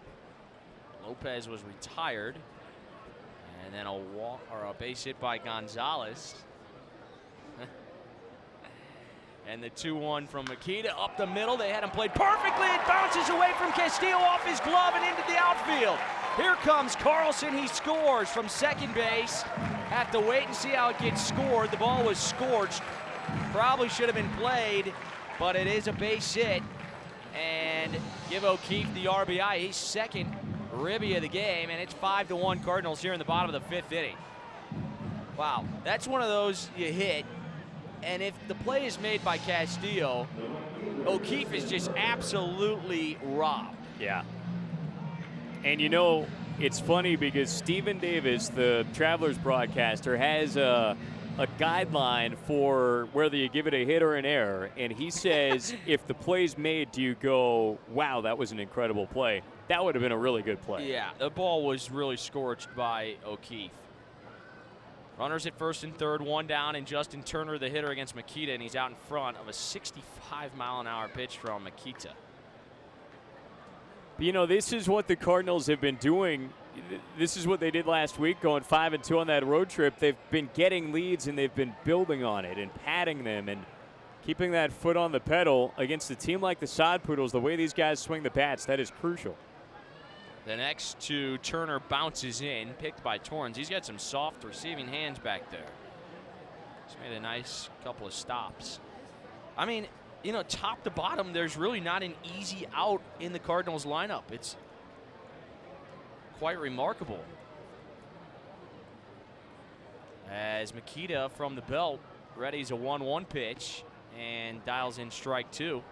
And I think it's been really fun to see the development of these guys over the course of 100 games. I mean, think about where offensively Ascanio has come and Capel now beginning to put it together. The 1-2 is up and in. 2 balls, 2 strikes. We've talked about the hot stretch that the batter right now, Justin Turner, is on. Ripped through that Texas road trip with 10 hits. Jeriel Gonzalez, what he's been able to do. There's a 2-2 pitch, and this is back up the middle. That's a base hit. Score another run. Gonzalez could walk home. 6-1 Cardinals here in the bottom of the 5th inning. RBI for Turner is his 14th, a multi-hit game for Justin. And it is all things going right now for this well-oiled machine, which is the Cardinals offense. That is Turner's 5th multi-hit game in his last 8. He's got hits in 7 of those 8. And he's been a big part of this offensive boost over the past 10 days or so. Really drives the ball when he's connecting on it. And a couple of sharp singles here tonight. Ball 1 issued to Chris Chenea. Chenea is 0 for 2, looking to join in on this hit parade. 10 for the Cardinals. And they have 4 here in the inning against Kazuhisa Makita. This is screamed to the right side, glove by the first baseman, and there's going to be an easy double play, which will wrap up the bottom of the 5th inning as Zuniga made the stop, diving to his right, flipped it over to second for the out. Cardinals score, though, 2 more runs on 4 hits, and they'll carry a 6-1 lead into the 6th inning. And we'll bring it to you next right here on the Missouri Department of Conservation Cardinals Broadcast Network. Top of the 6th inning, 6-1 Cardinals. They've out-hit the Sod Poodles 10-4, and Tommy Parsons delivers strike 1 to the leadoff man Rodrigo Orozco, who's 1 for 2. His base hit came in the 1st inning. And really, the momentum changed after that top of the 1st. This ball is fouled back into the sweet level. But he was thrown out trying to score. 7-5-2 outfield assist for Connor Capel. Cardinals came right back in the bottom of the 1st and scored a run. And since then, they have tacked on 5 more and lead this game 6-1 here in the 6th. First pitch is high from Parsons to Orozco, and it's 1-2.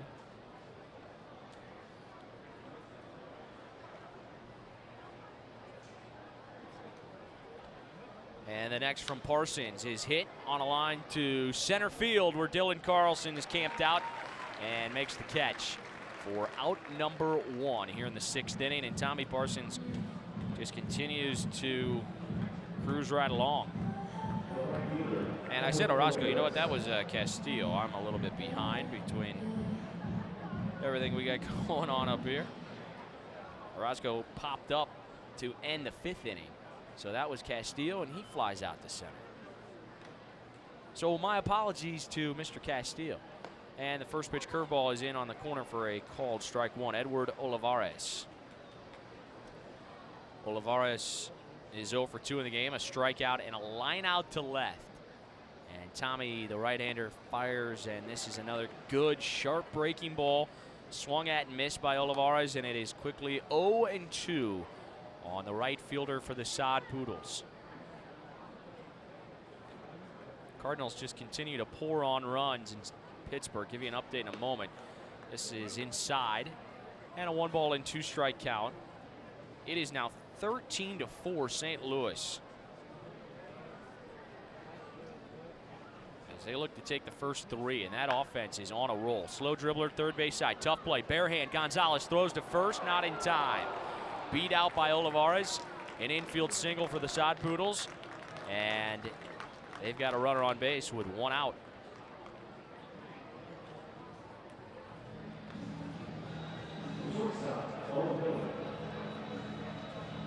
The additional runs. Told you the last half inning that Paul DeYoung hit his 17th home run of the year. Adam Wainwright produced a sac fly, and then Tommy Edman, a base hit to score Andrew Kisner. And Tommy Edman is right now the spark that that club was looking for at the top of the order. He has just been remarkable. Here's a pitch outside, and was listening to John Mozeliak. He does a weekly kind of podcast segment with television broadcaster Dan McLaughlin via scoopswithdannymac.com. And a couple of questions in there about Tommy Edman, and Mozeliak referred to him as an everyday player. Here is a everyday double play. 6-4-3. Sod Poodles waste the 1-out single by Olivares, and Miller grounds into a 6-4-3 twin killing. We go to the bottom of the 6th, 6-1. All Cards tonight on the Missouri Department of Conservation Cardinals Broadcast Network.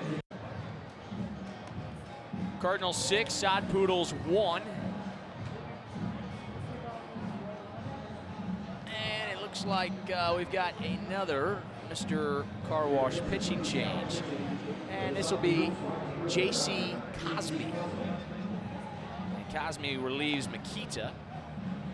Third pitcher used tonight by the Sod Poodles. So final line on Makita, 1 inning, 4 hits, 2 earned runs. Of the 6 batters he faced, he was helped by a line drive out caught by Zuniga, turned into a double play. And then Parsons came out, fired away in the top of the 6th inning, allowed a 1-out single to Olivares, and then wrapped it up with a 6-4-3 double play. So Cosme, right-hander, works from the wind, and his first pitch to Ascanio is high for a ball. JC acquired in a trade with the Baltimore Orioles in 2016. And the 1-0 pitch is a hot shot to right center field. Long run for Buddy Reed, still going, moving towards the alleyway and tracking it down in right center field as he races onto the warning track to make the catch. Raider Ascanio put a drive into that baseball, and Buddy Reed, with excellent speed, cut it down.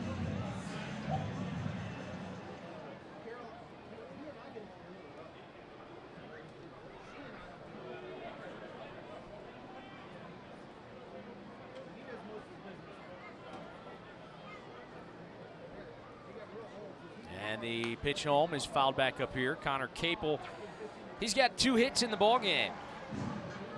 And the RBI single back in the 4th inning extended the Cardinals' lead at the time to 4-1.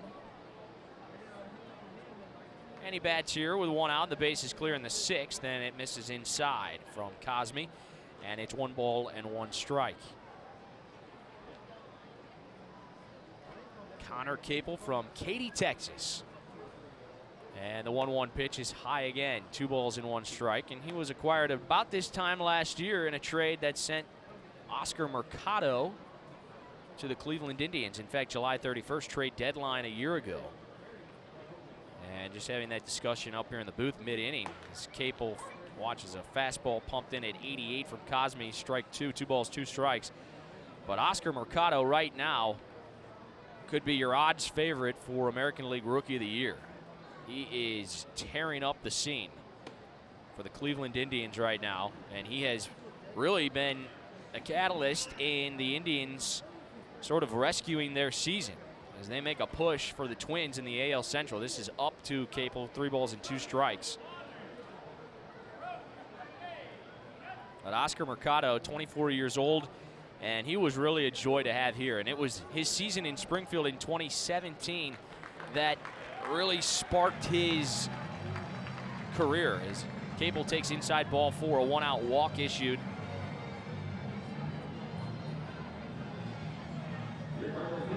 Mercado, he made a position change. He was originally a shortstop, and then the Cardinals transitioned him to the outfield and simplified his approach at the plate a little bit, as he spoke about, and really turned the corner. And now he is producing big time in the big leagues. Here's a throw over to first. Tommy Parsons probably in a sacrifice spot. He does have 1 successful sacrifice on the season. He tried to do so back in the 4th inning. Got the bunt down, but Torrens threw out Capel at second base. Potts charges from third. Ball comes up and in and rattles Parsons, who got the bunt, or the bat on the ball, but it goes back behind home for a foul.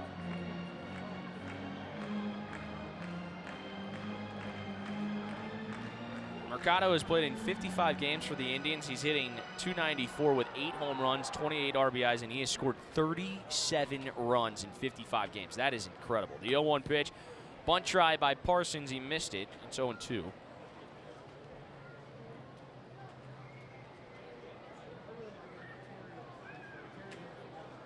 Four different players tonight have produced a multi-hit game for the Cardinals. Carlson, O'Keefe, Turner, and Capel.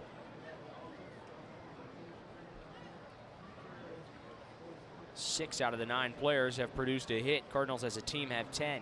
They lead 6-1. Parsons shows bunt, and he's punched out. And Tommy's thinking he better get that outside corner if that's the way it's going to go against him while he's at the plate. Cosme gets the strikeout.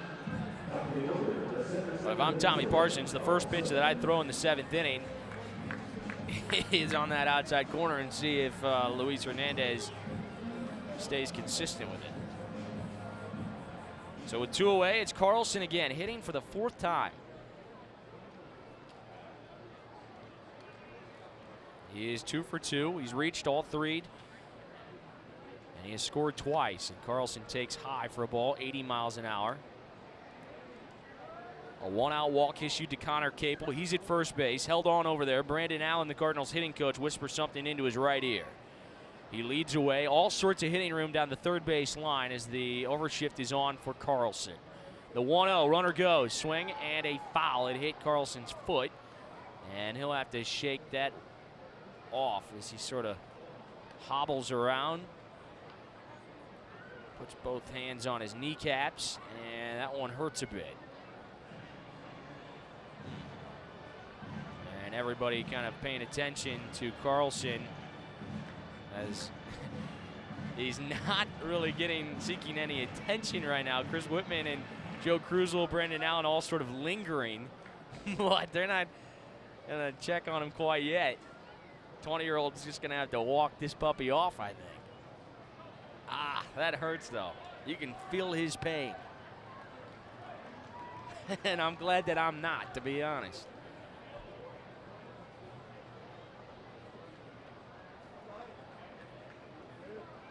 Speaking about that Scoops with Danny Mac website, it is very informative. And today he does a segment on Wednesdays with Brian Walton, who follows the Cardinals minor leagues quite in-depthly.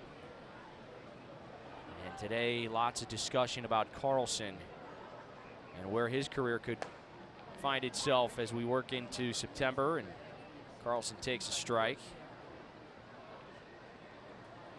I think in a lot of ways, if you ask Dylan straight up, he'd tell you that by September, he'd like a crack at the big leagues as a call-up.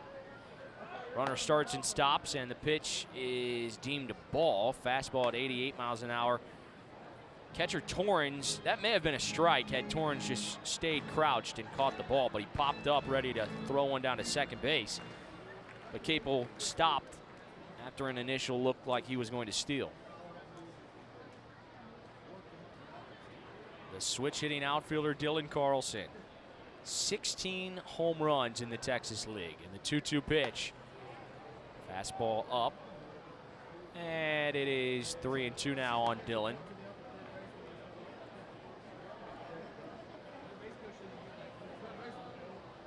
Brian Walton in that segment sort of said he thought, it was his opinion that he thought it would be good for Dylan to stay the entire year at Double-A. Which I sort of disagree with. I don't know. I mean, I don't really see the point. If you're tearing it up, what's the point of keeping you here? There's a swing and a foul. I think the idea that you have to keep players at a level throughout the course of a season now is so antique. I mean, look at all the players that go up to the big leagues and provide a spark to their teams who are in a pennant race. Names come to mind. Runner goes. Carlson swings and misses, and he is a strikeout victim here to end the 6th inning. Cosme gets Carlson. Cardinals strand 1. We go to the 7th. 6-1 Birds over the Sod Poodles on the Missouri Department of Conservation Cardinals Broadcast Network. Top of the 7th inning. 6-1 Cardinals leading the Sod Poodles here at Hammons Field. Nate Lucas with you. Andrew Buckbinder alongside, and Jeff Boggs, our producer at Meyer Communication. Amarillo will have Luis Torrens leading off, their catcher. He's 1 for 2 in the game. Base hit back in the first, and he swings and drops to a knee. Swing and a miss. And it's 0-1 on Torrens. It was Torrens' base hit. Sod Poodles looking to score the first run of the game, but Connor Capel had other ideas. He hit his cutoff man, and Gonzalez fired it on home to get the 7-5-2 outfield assist.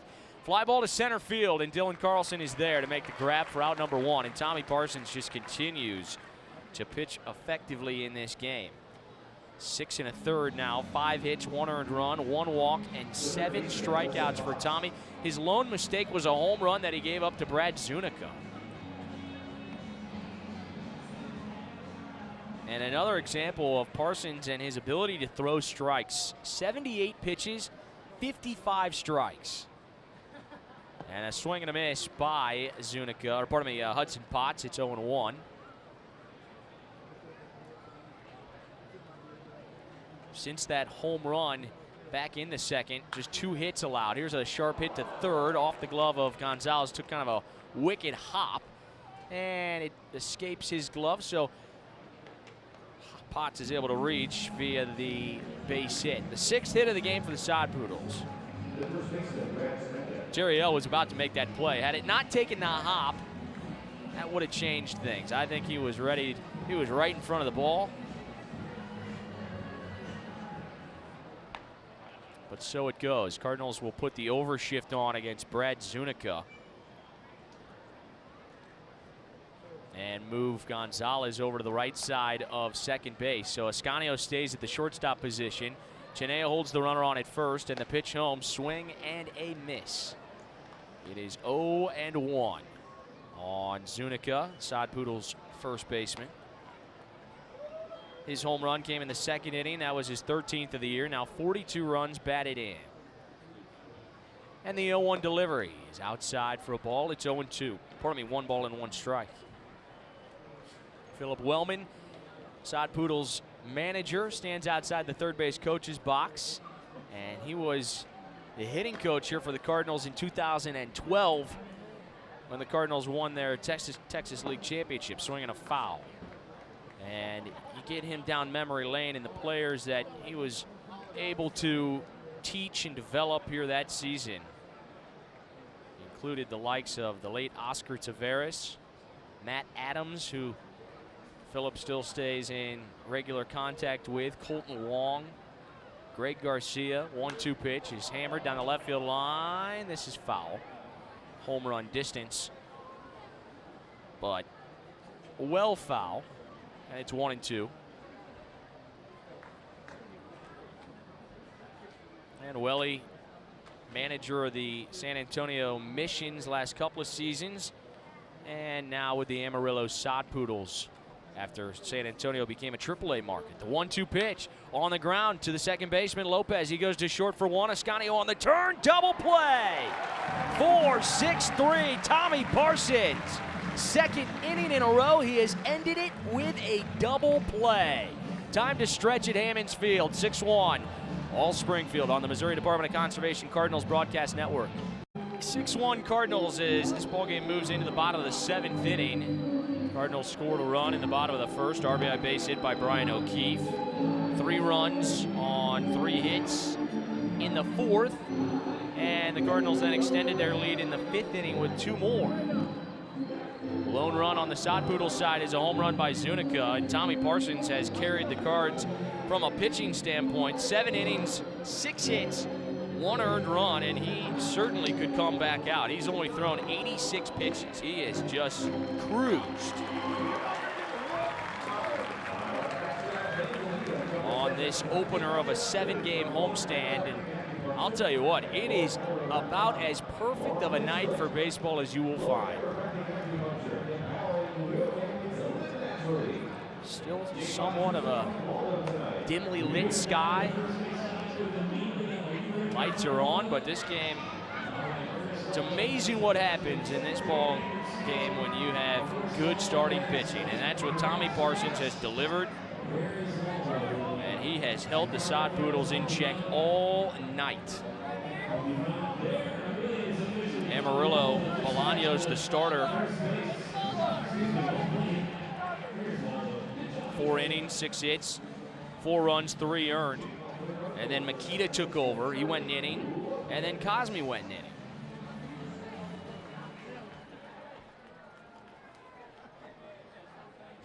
What is the deal? How come there hasn't been a pitch thrown yet? This is slow-moving transition into the bottom of the 7th inning, but Lopez will await the first from Cosme, and the pitch is hit on a fly to center field. Buddy Reed is there, and he'll make the catch for out number 1. Cosme took over in the 6th inning. He allowed a 1-out walk to Capel, but other than that, struck out 2 batters, including Carlson, to put a 0 up on the board. And here comes Jerry L. Gonzalez. Gonzalez is 1 for 3 tonight. Base hit in the 5th. He scored a run on Justin Turner's 14th RBI of the season.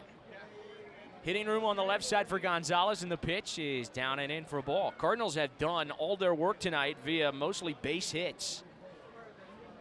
Lone double was Dylan Carlson at the start of the game. Other than that, it has been all singles producing the runs. No home runs for Springfield. The pitch home is a strike.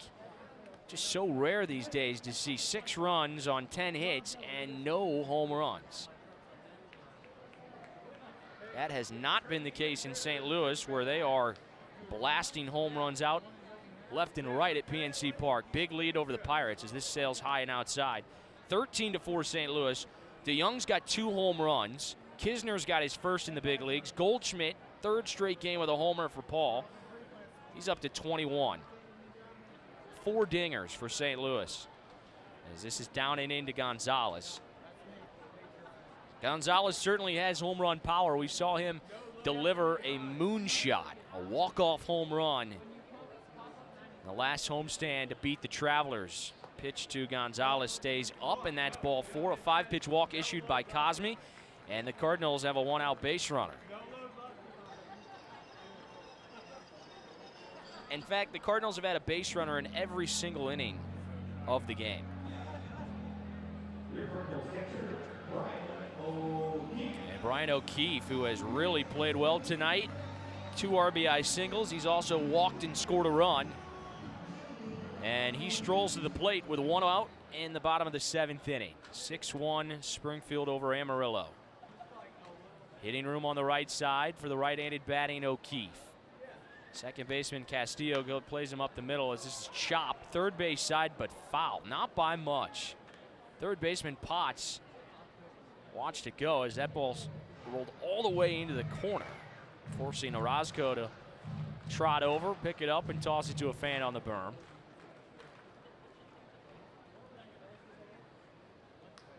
O'Keefe has 7 home runs. He's sliding farther behind his race for his buddy Dylan Carlson, who's cracked 16. Ooh, and O'Keefe is hit on the shoulder. And Cosme did not want to do that. 87 miles an hour, worn with some pride there by Brian O'Keefe. He's the last guy that's going to tell you he's in pain.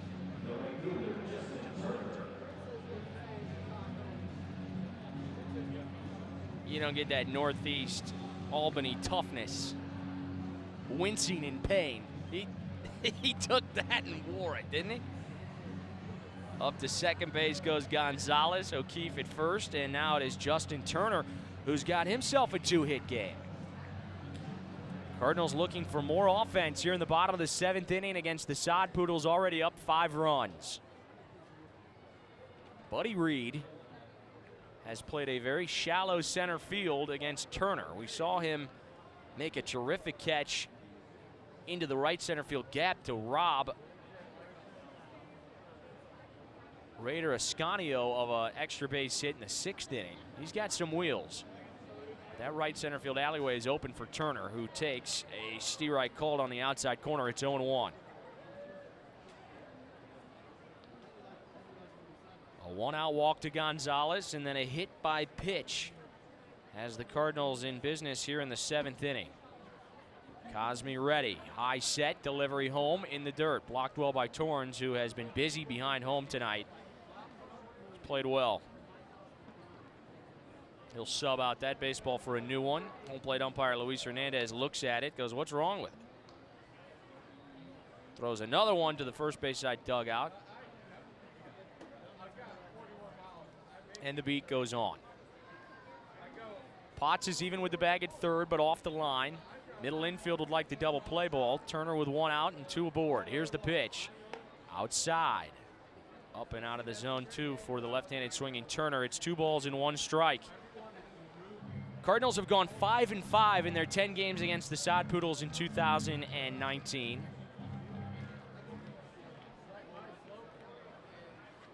And a win tonight would put them just 6 games under 500 for the year. There's the 2-1 pitch, and Turner takes a called strike 2. 86 miles an hour from Cosme.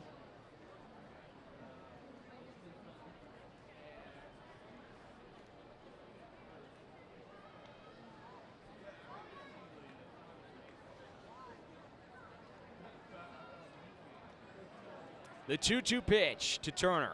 It's outside, 3 balls and 2. On Justin Turner.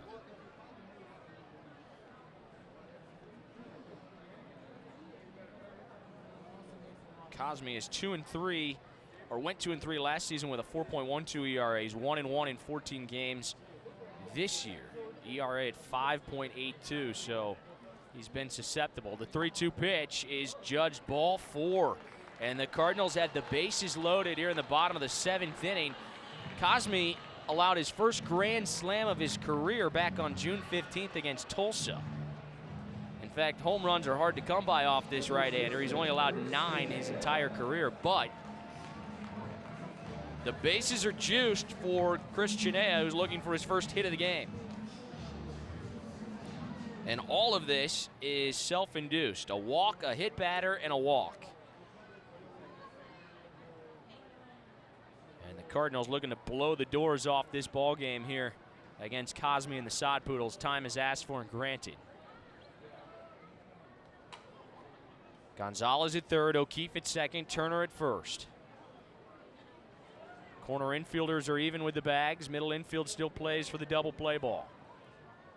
And the pitch home to Chinea. Curve stays high. Came out of the hand a bit funky from Cosme. And it is 1-0 on Chris Chinea.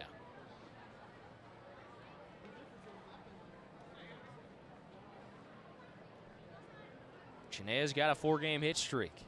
The pitch, a drive down the right field line. This is trouble. This ball is down and to the wall.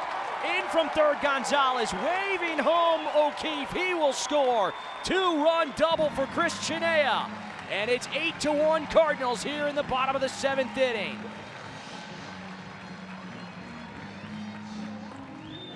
He went the other way with it. No chance for Olivares. It one-hopped off the Central Bank advertisement in the right field corner. And Chris Chinea, with his 11th double of the year, RBIs 27 and 28. And the Cardinals have a 7-run lead here in the ballgame.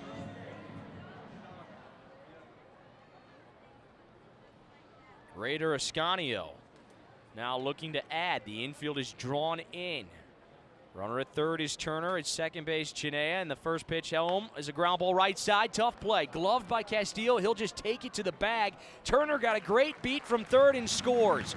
4 unassisted ground out with the infield in, but Turner running on contact makes it 9-1 here in the bottom of the 7th inning. And Ascanio, the right-handed batter, just hitting it to the right side, allowing Turner to go immediately.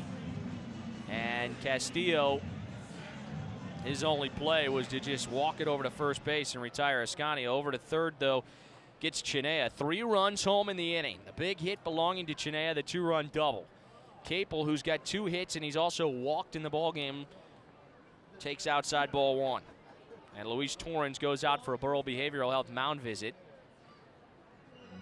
Whenever you need to chat, Burrell Behavioral Health is there for you.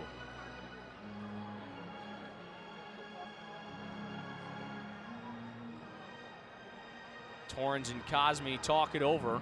And now it looks like Philip Wellman and their trainer, Nick Coberly, will come out and check on this right-hander.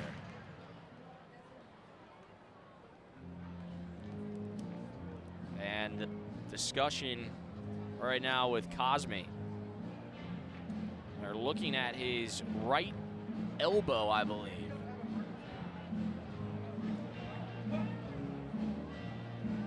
Philip Wellman gets out there. They're going to go to the bullpen and bring in a left-hander. Travis Radke begins throwing, but the Sod Poodles are going to be forced to make a change here. And Philip Wellman and Luis Hernandez going over their lineup cards as we will sort through the changes, as we might have a double switch here in the bottom of the 7th inning. Cardinals lead 9-1.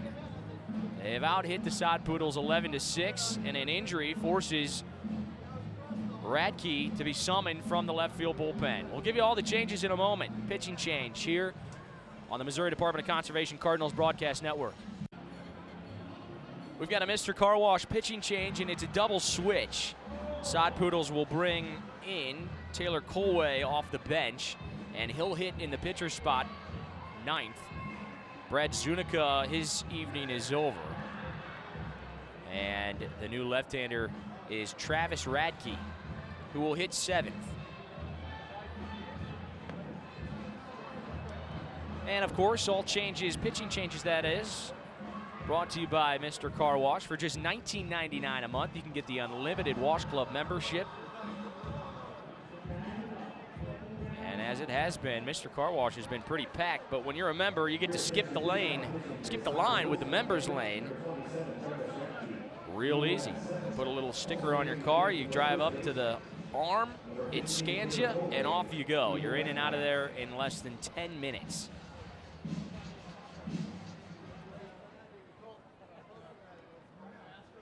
I love that Mr. Car Wash. 9-1 Cardinals here, bottom of the 7th inning. And Connor Capel, the first to see Radke. The 1-0 pitch as Cosme had to come out of the game due to an apparent elbow injury. Takes a called strike one. Capel holds it down on the knob, left-handed batter, deep in the box, in the 1-1 delivery. Bounces in, gets away. Here comes Chenan to the plate. He is safe. 10-1 Cardinals, a wild pitch. And the Cardinals just continue to pour it on these Amarillo Sod Poodles.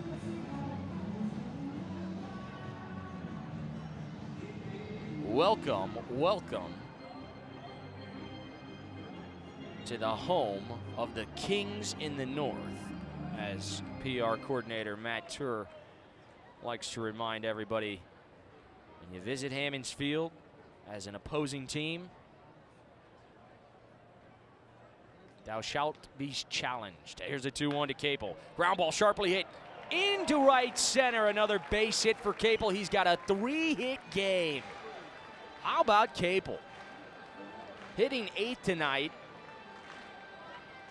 putting together a very strong July 24th. That is his 4th 3-hit game of the season. He had one with Memphis on June 21st, 2 early on in the season at Frisco on May 7th, and versus Northwest Arkansas on April 11th. So it's been a while here at AA since he's done so. And he extends the inning now to Tommy Parsons. 4 runs home for the Cardinals here in the 7th. Parsons contact weak over to third, glove by Potts, and he'll just loft it over to first to get the out.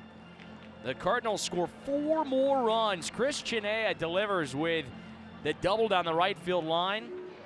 And the Cardinals capitalize on some shaky command by Cosme. 10-1. We go to the 8th. Andrew Buckbinder returns for the play-by-play. And we're back after these messages on the Missouri Department of Conservation Cardinals Broadcast Network. We're giving Andrew the night off. He's entertaining. He's having fun. I took the whole month of June off. I can do a whole game here. Top of the 8th inning, all Cardinals 10-1. And Tommy Parsons has just been a star tonight on the mound. 7 innings of 1-run ball, just 6 hits allowed. And he came right back after he allowed the home run to Brad Zunica. He retired the next 8 in a row that he faced. Make it 9, actually. Cannot shortchange him. And the first pitch is a called strike one. And he doesn't know this yet, but Tommy is going to be extended an invitation for a Live at Falstaff's show on Saturday. Here's a pitch that skips in. Did he go around? Yes, he did. They say on the swing. And it is 0-2 on Buddy Reed. We'll finalize those names hopefully in the next 24 hours. The 0-2 pitch is outside. they were forewarned weeks ago about this, and I'm referencing Tommy Parsons and Alex Fagaldi. We'll have a live at Falstaff show on Saturday over at Falstaff's local. And the 1-2 pitch, swing and a miss, and Tommy Parsons carves up yet another. And he's got 8 strikeouts in the game. Tommy Parsons is dealing tonight at Hammons Field.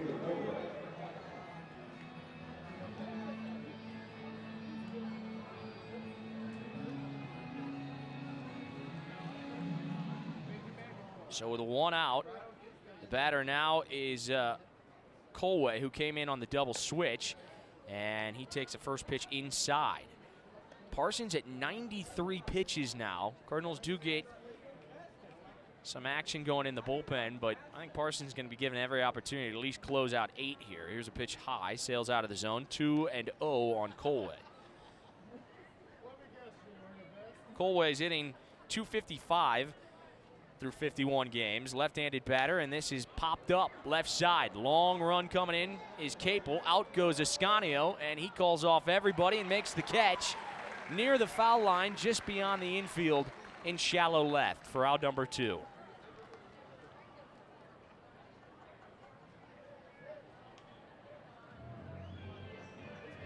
And with 2 outs and the base is clear, Rodrigo Orozco, who's 1 for 3 in the game, digs in. Switch batter, hits left-handed against Parsons. Initially got the base hit against Parsons in the first inning, but Parsons came back, struck him out looking in the third, and got a weak pop-up in the 5th inning with a runner in scoring position and 2 outs. And the first pitch is a called strike 1. And there it is again. The curveball for Parsons tonight has been so effective. The 0-1 pitch. This ball is popped foul third base side. And it's 0-2.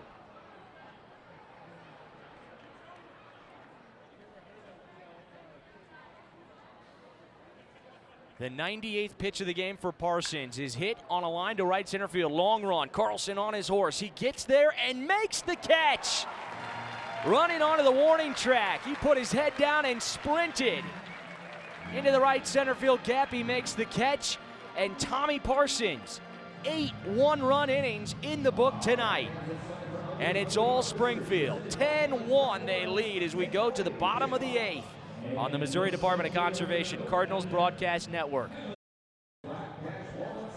Bottom of the 8th inning. Cardinals 10 runs on 12 hits. And on the pitching side, it's been Tommy Parsons with just a magnificent effort tonight. 8 innings, 6 hits, 1 run, 1 walk, and 8 strikeouts. The 28 batters he has faced, very efficient. 96 pitches, 69 strikes. And will he have a chance to go the distance? That remains to be seen. Carlson will lead off for the Cardinals here in their half of the 8th. Against the lefty Radke, and the pitch home, swing and a miss. That ball skipped in, and it's 0-1 on Dillon. Turns around and bats right-handed for the first time tonight.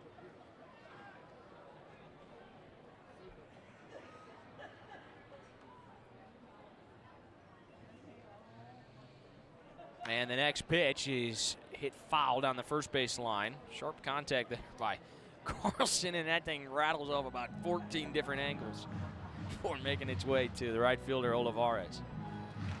And it's 0-2 on Dillon. 2 for 3, double in the first, a base hit in the 5th. He walked, and he has scored twice. He chokes up a half an inch, and the 0-2 delivery is a curve low from Radke. Son Poodles started this game with Bolaños, 4 innings, 6 hits, 4 runs, 3 earned. Then Makita, 1 inning. He was touched for 2 runs. 4 runs charged to Cosme, and now it's Radke. The 1-2. Carlson, sharp base hit to right. On a line, over to get it is Olivares. And a 3-hit game for Dylan Carlson, and he's on base for the 4th time tonight. And the Cardinals are just teeing off on the Son Poodles tonight.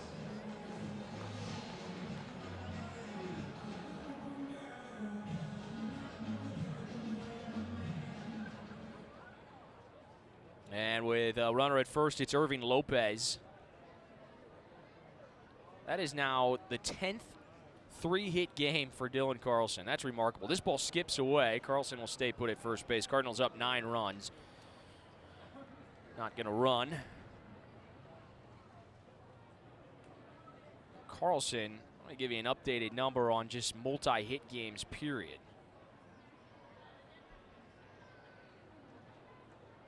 28 multi-hit games for Dylan Carlson. That's ridiculous. And the pitch home is hit in the air to left center field. Trouble. Lopez has got extra bases off the left center field fence. Carlson races to third base, and a double for Irving Lopez. And he gets in the hit column. And with that base hit, Lopez and now every position player for the Cardinals in the lineup tonight has at least 1 hit. As a team, 14. And it must be running deep in the system because the Cardinals in Pittsburgh have added more runs. A Paul DeJong home run made it 14-6. Paul DeJong, 3 home run game. Of course, all St. Louis Cardinals score updates provided by Fabic Cat. Learn more at fabiccat.com. Second and third, nobody out. The pitch to Gonzalez is high for a ball from Radke. And this is kind of the benefit that the Cardinals have when you have Carlson a switch hitter, Gonzalez a switch hitter. The versatility with Lopez sandwiched in between. It's a potent bunch. The 1-0 is hit off the end of the bat foul. And while the 10 runs and 14 hits are certainly impressive tonight for the Cardinals, I'm not sure if anything can overshadow what Tommy Parsons has done on the mound against a very good hitting Sod Poodles lineup. The 1-1 offering, swing and a miss. Gonzalez chased a pitch in the dirt. 1-2 now on Jerio.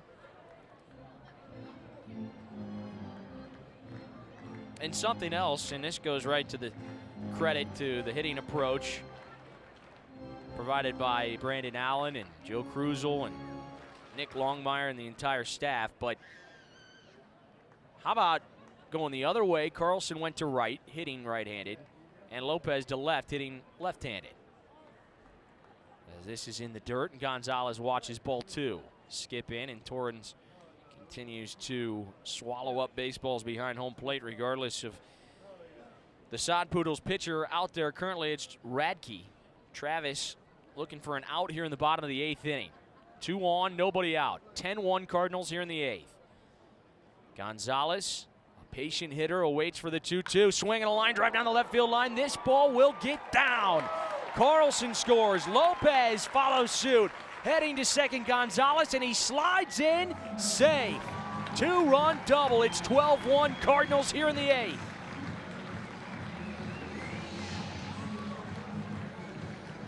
My goodness, they are just ripping baseballs left and right. And check the seams on that puppy. It got out there in a hurry. No chance for Orozco. Cardinals with 3 straight hits to begin the 8th inning, and they've extended their lead. Now they lead by 11, 12-1.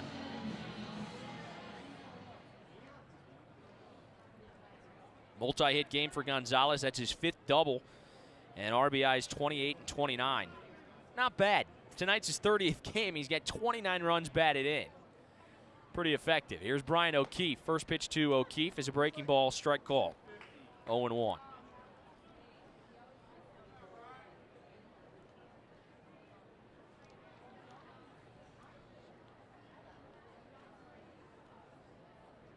And the 0-1 pitch to O'Keefe. Swing and a miss. Got another breaking ball.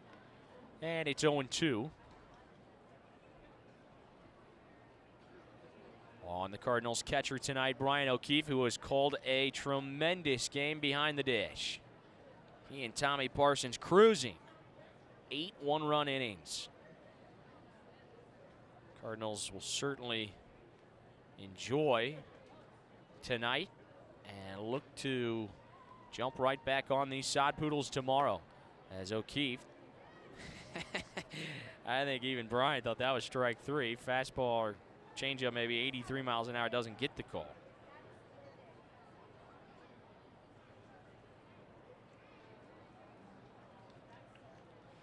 1-2 on O'Keefe. Radke delivers and a swing, and that pitch held on to by the catcher Torrens. Maybe a foul tip by O'Keefe, and it goes as a strikeout for Radke. First out here in the 8th inning.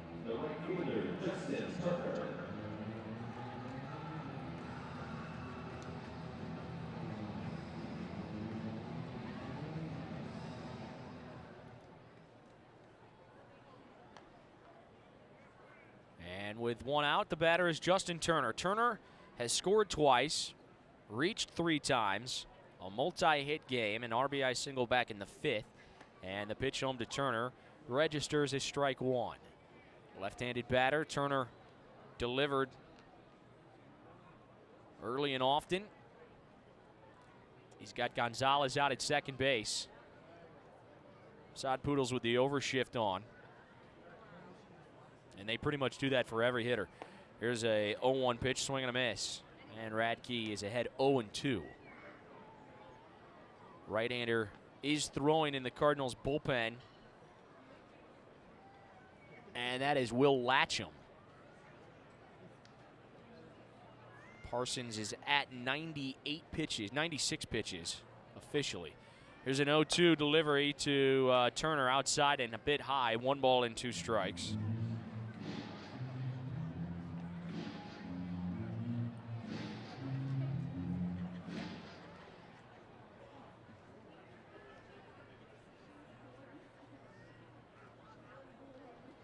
And the 1-2 pitch in the dirt, stopped there by Torrens. Check on the games around the Texas League tonight. All teams back in action after a league-wide off day yesterday. They're in the bottom of the 8th inning in Frisco, where the Rough Riders lead Tulsa 2-1. It's a final in Midland, 6-3. Rockhounds over the Travelers. And they're in the 6th inning in Northwest Arkansas, where the Naturals carry a 1-0 lead over the Corpus Christi Hooks, who will make their way to Springfield following that 3-game set. This misses to Turner. And the count is 3-2 on the Cardinals right fielder Justin Turner. Plenty of offense tonight for the Birds. 12 runs on 15 hits. Every position player's got at least 1. Here's a 3-2, and Turner tied up on a good breaking ball by Radke, a strikeout. Back-to-back Ks for Radke. There are 2 outs. Carlson a 3-hit game. Capel a 3-hit game. Gonzalez, O'Keefe, and Turner all with multi-hit games. And Chris Chenea, who had a 2-run double an inning ago, and also scored a run, bats with a runner at second base.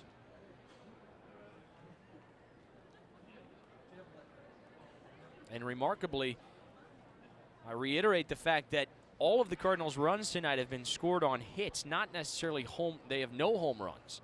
Swing and a miss by Chenea. Curveball at 74 miles an hour from Radke. It's 0-1.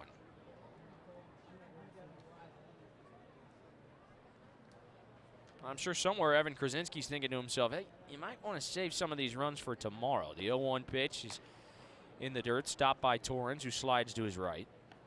And a new baseball fired out to the mound for Radke.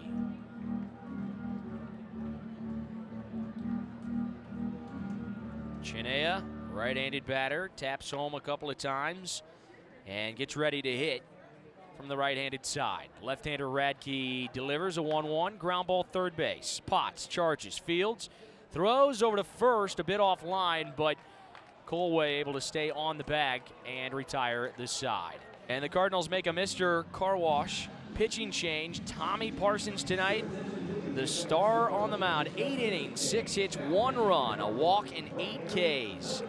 96 pitches, 69 strikes. And he is in line for his 4th victory, and he will need Will Latcham to lock it down. He'll see Castillo, Olivares, and Miller here in the top of the 9th inning. Mr. Car Wash, your car is one of the most important purchases you will make, and you better protect it. You can do so with a monthly membership at Mr. Car Wash. Just $19.99 a month, unlimited car washes. 6 locations in Springfield. Visit Mr. Car Wash today. Well, it's been a fun game. Cardinals have cruised to a 12-1 lead. And this is high and outside to Castillo. The Cardinals, hopefully, you would think, hold on to this game. They have an 11-run lead with 3 outs to get. Arkansas has lost already, so a win would mean these Cardinals would be in first place. A fly ball lazily hit to center field, and that is caught by Scott Hurst, who is in the game. So the Cardinals probably with a double switch here.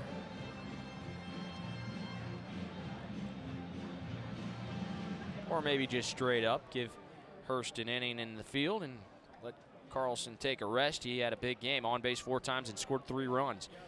The batter is Castillo. And the pitch home is a strike at the belt. Latcham fires in strike 1. Olivares is 1 for 3.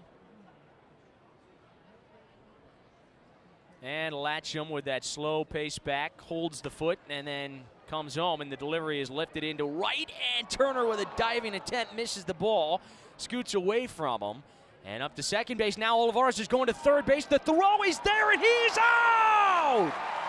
What a throw by Turner!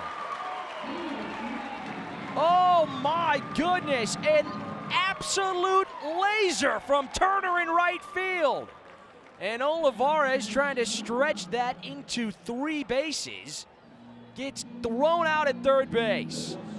What a recovery by Turner. I mean, that thing was on a line.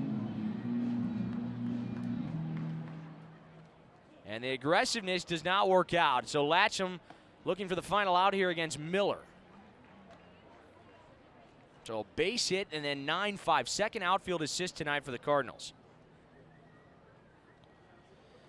And the 0-1 pitch is popped foul. This will reach the seats and get out of play. And it is 0-1 on the batter, Owen Miller.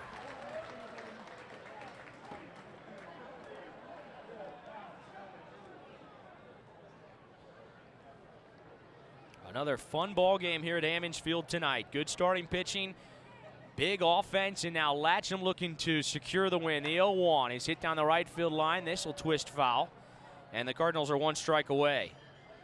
We got underway at 6:33 p.m. tonight. A very cool 80 degrees on this July 24th.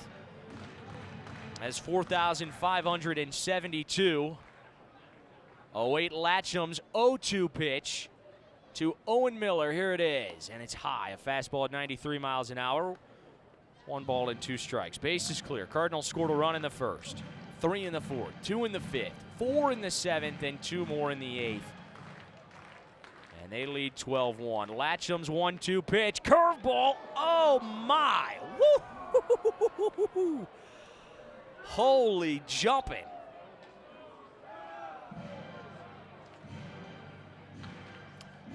That should have ended the ball game.